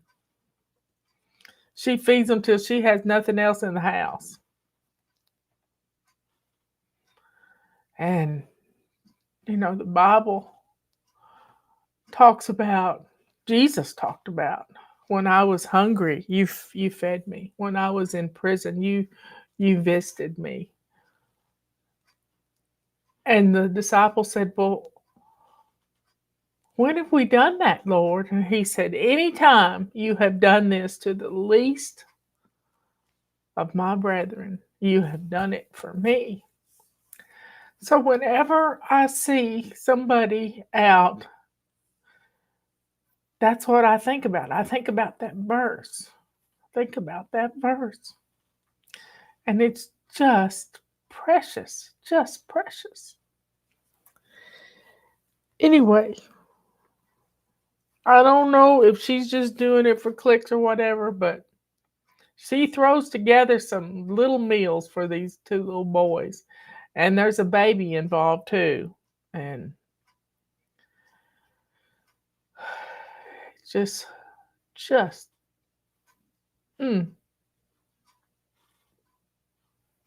I just can't imagine not feeding your kids. But I remember being hungry. I remember having to walk to the little store to get hot dogs to cook on the stove. I had to stand up in a chair to cook them because we got out of school early and Mother wasn't home. And she didn't know we got out of school. But we walked across this busy highway and got some hot dogs and some, I think we just had light bread. We put it in light bread. And I fed my little sister.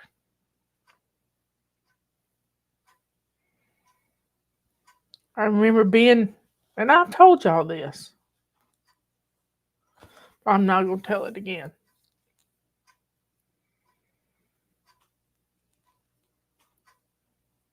So whenever you see a need,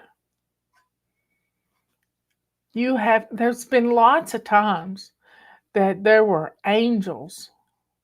And we're going to see this when we're reading the Bible. We're reading the first 40 chapters of Genesis today. The first 40 chapters. But angels came to Abram. And he fed them. Angels came to Lot and Sodom. And whoo.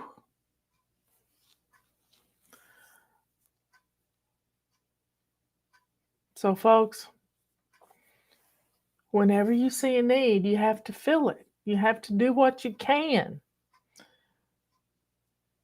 to take care of it, if you possibly can, somehow, some way.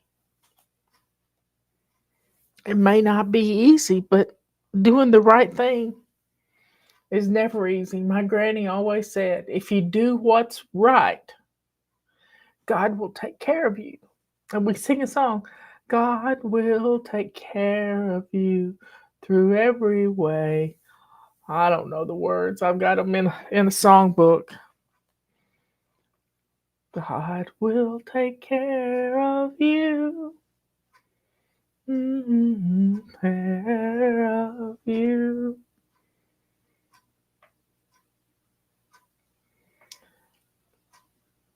We have to do what's right. And doing nothing is sinful. Doing nothing. When you know to do something and you don't do it, that's not good. That is not good.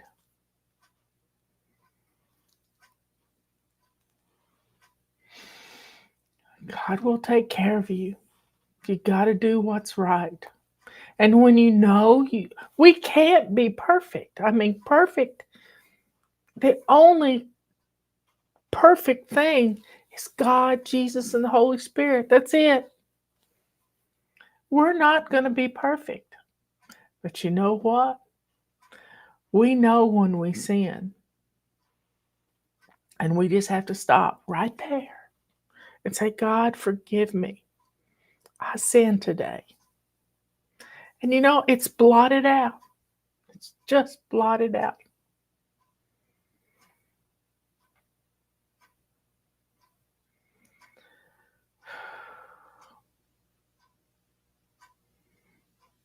Just have to sit quietly and hear the Lord. And that's what I got from this little video. I don't even know the name of it. But she was feeding these little kids. And probably the act of her feeding these little kids, she never shows their faces. She'll be blessed through every day or all the way. He will take care of you. God will take care of you. Thank you, Katie.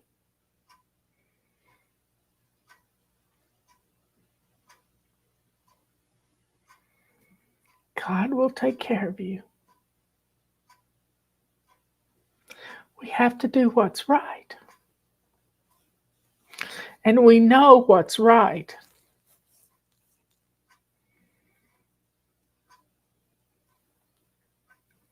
We all know what's right and wrong. Even though things have been turned around and we know what's right and wrong. And we have, Tamara says, back in September, a gentleman behind me at the grocery store asked if he could pay for my groceries. I didn't need him to, but I've been told to let someone bless you because it's a blessing to them.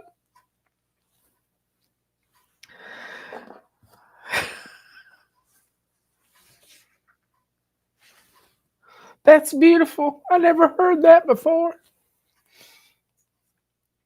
I would have been ashamed. But you're blessed to be a blessing to somebody.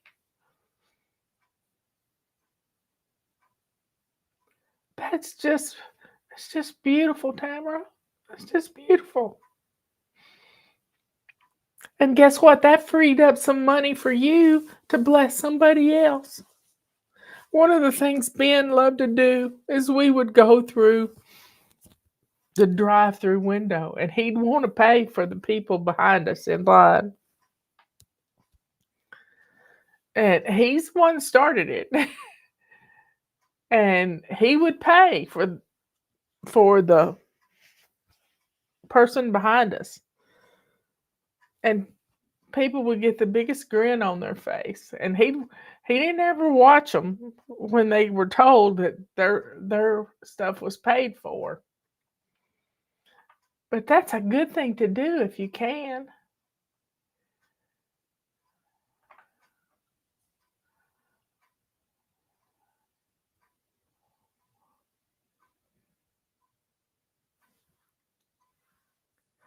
So here it is, the first day of December.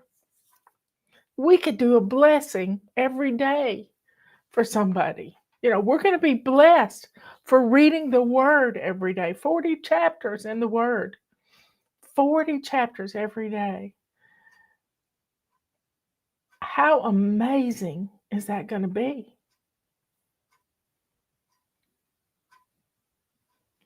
But you could go through a drive-through and pay for somebody's coffee, or there's just lots of things you could do. And y'all are good at it. So maybe put in the chat things that you could do for somebody. There's a commercial on TV where this little boy is going to see Santa Claus, and he doesn't want to go see Santa Claus without having something for Santa. And he goes back to the shoe section and he finds some house shoes. And he and his dad go up to Santa Claus and he said, "These are for you for later on tonight." That kindness. Somebody's doing something right, teaching their children about giving and doing kind things for others. Oh, that would be fun.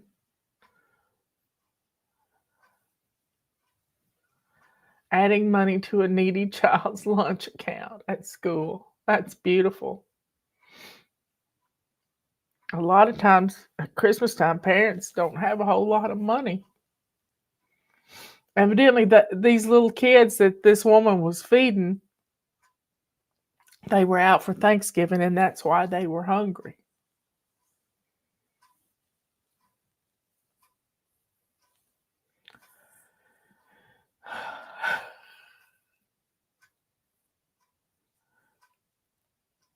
So there's some good commercials on TV.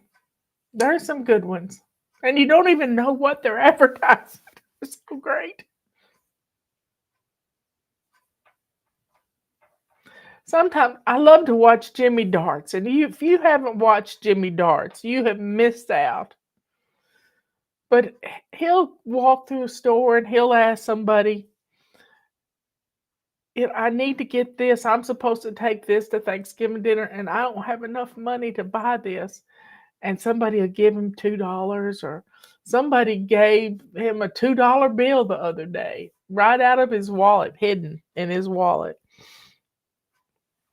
I think it was him. But check out Jimmy Darts. He helps people. Last year I saw where he raised $40,000 for an elderly couple who had taken in foster children.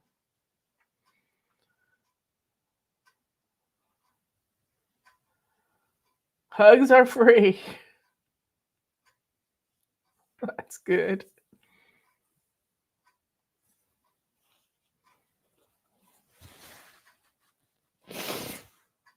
God is good.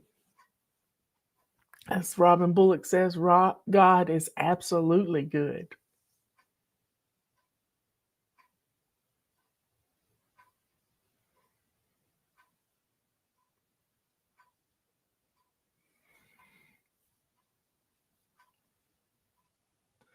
So y'all see where you can have a blessing. Maybe tip somebody if you go out to eat. Tip somebody really well. If you can afford to do that, you'll be blessed.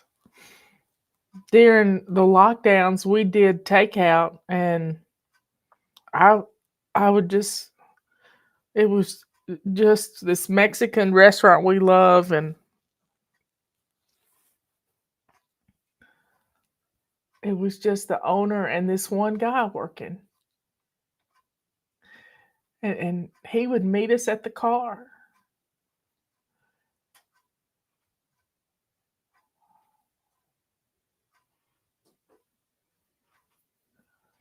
So, folks, I had a lady come up to me in the grocery store asking me to buy her groceries in her 3/4 full cart.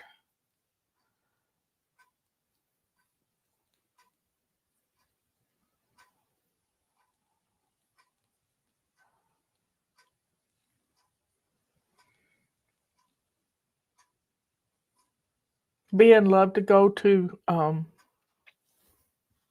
Waffle House. He had missed out on so much. He loved to go to Waffle House.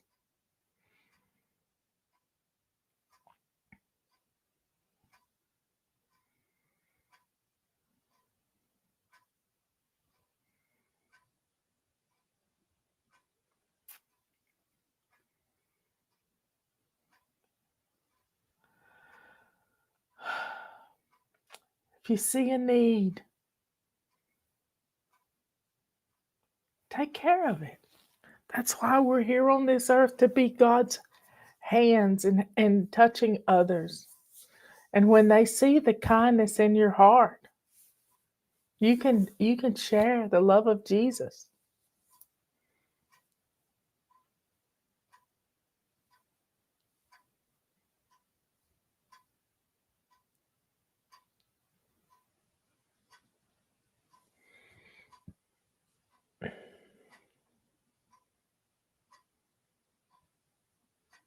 We had a fly baby. I get asked for this testimonial every once in a while.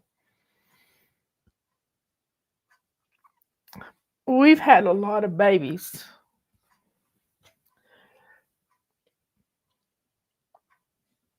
that have been taken away from parents who were messy, mostly single mothers. And we've had some amazing miracles happen because of it. But this one time, we had a fly baby whose children were going to be taken next door. Her neighbor came to her one afternoon and said, "They're going to take my babies away. I don't know what to do, and I don't know where to start." And she knew all about the Fly Lady Way. And she sat down with a cup of tea, a cup of coffee, whatever it was, and she started coming up with a plan. And she got the neighbors involved, because everybody's got some extra furniture here, there, and yonder. And she got the neighbors involved, and it turned into a neighborhood activity. This young mother had just moved into this house, and it needed cleaning, and it needed a lot of work. And by the end of the week, when the social service lady was going to come back, they had that house turned into a home. They had that house turned into a home.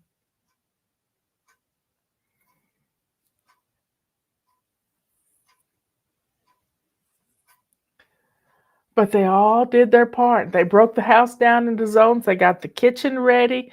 Somebody went and bought groceries and stocked the kitchen, and they put rugs down and built beds, and even the social service worker was putting flowers in the flower bed. People were giving them a hand up, helping them to do what they need to do. So when you see a need, reach out, because God's reaching back for you. He's lifting you up.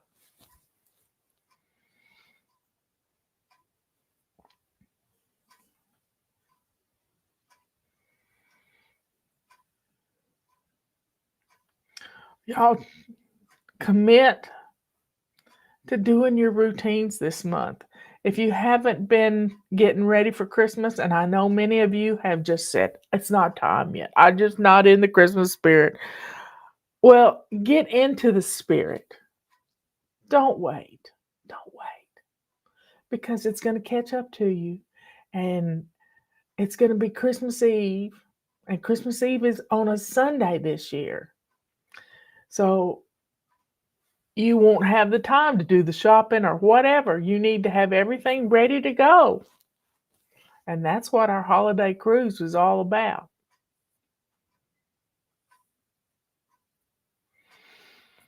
Okay, folks.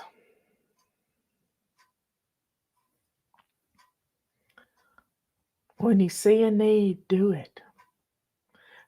And that's why getting your house in order is so important. Because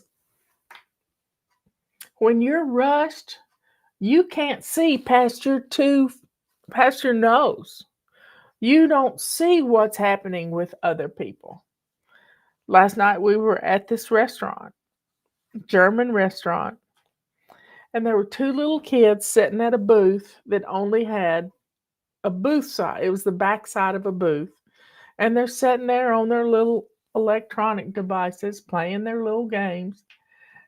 And their mama was a waitress, and she probably didn't have anybody to keep the kids while she worked. And those were the most mannerly little kids I have ever seen. And they had a good boss, and he's going through all kinds of terrible stuff. Somebody walked out of his freezer, broke into the restaurant, and stole a huge box of meat. And then he got told that the government is taking his property, that this restaurant's been on this one corner for 40 years, and they're taking his property. And I'm sure this is the man that catered my husband's retirement dinner.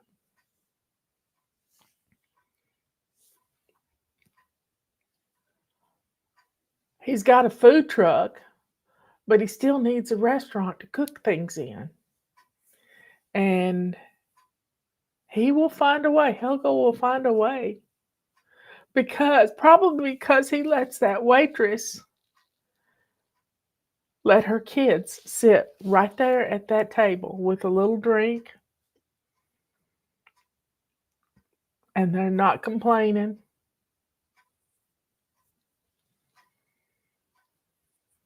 He'll be blessed. He'll find a restaurant.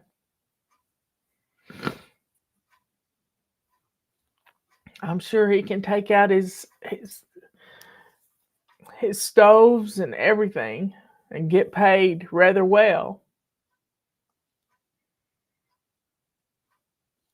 So pray for Helga.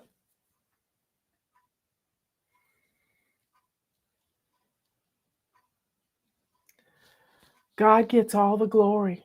He gets all the glory. So y'all, spend some time today just sitting calmly. You've been doing that right now. When you see a need, take care of it for somebody.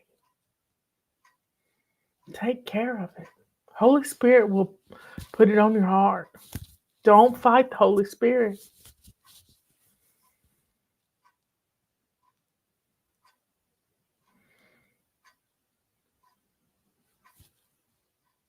I will catch you later. I love you all.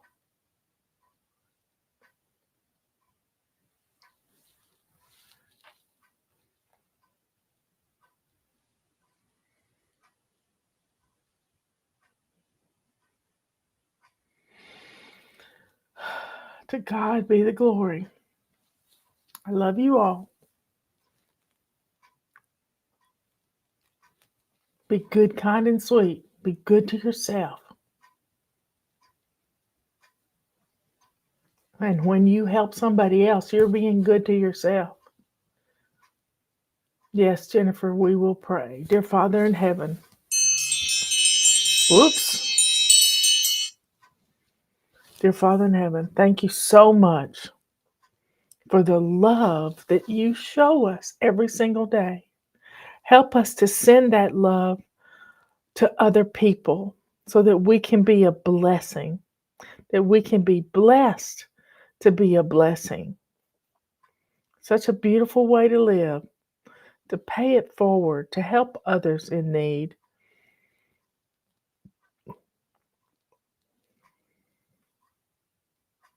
Thank you, Lord, for that love that never ends. You're absolutely good, Lord.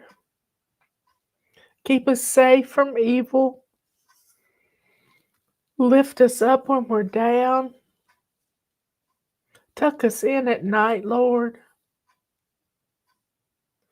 Help us to be there for others.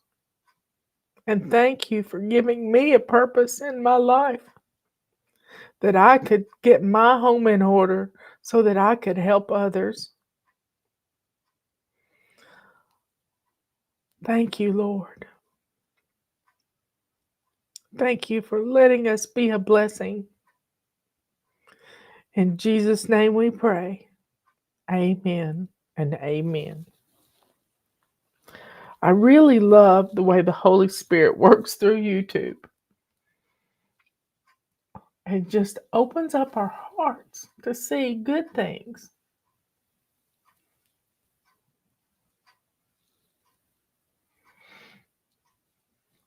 I need to pray for raising. Let's see. Let me find it. I lost it.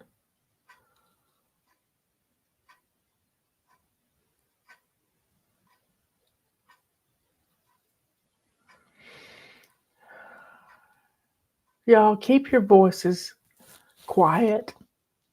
Everybody said this morning my sister has such a sweet voice. She does. And she speaks sweetly to everybody. She speaks sweetly to everybody. Follow her example. Don't be yelling. We grew up with a Christmas banshee, y'all. She yelled about everything, especially at Christmas time. I mean, we were 8, 9 years old up on top of the house putting on Christmas lights. Now, granted, we were pretty athletic, but we were up on the top of the house putting on Christmas lights. We didn't know how to do that.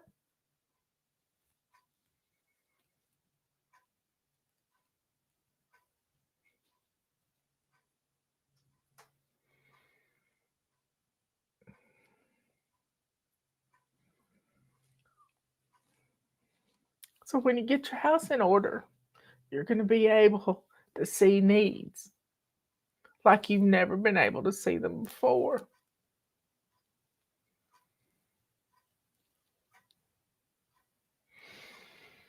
To God be the glory. And the greatest thing he ever did was send his son so that we would have a way to heaven with him. Anyway, y'all, I love you so much. Sister, I love you too. And if Dina's watching and not commenting, and Susan's rarely on here anymore, I love y'all too. And my brother.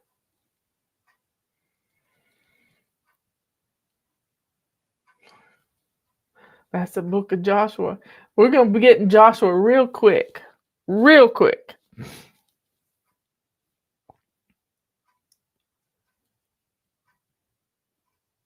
Oh. I'll see y'all later. Do something kind today. Be kind. But be kind is an action. Be good, kind, and sweet. Be kind to others.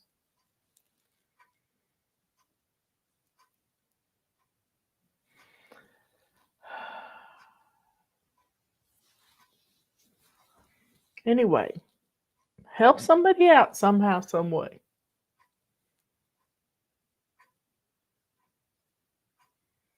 We can do this.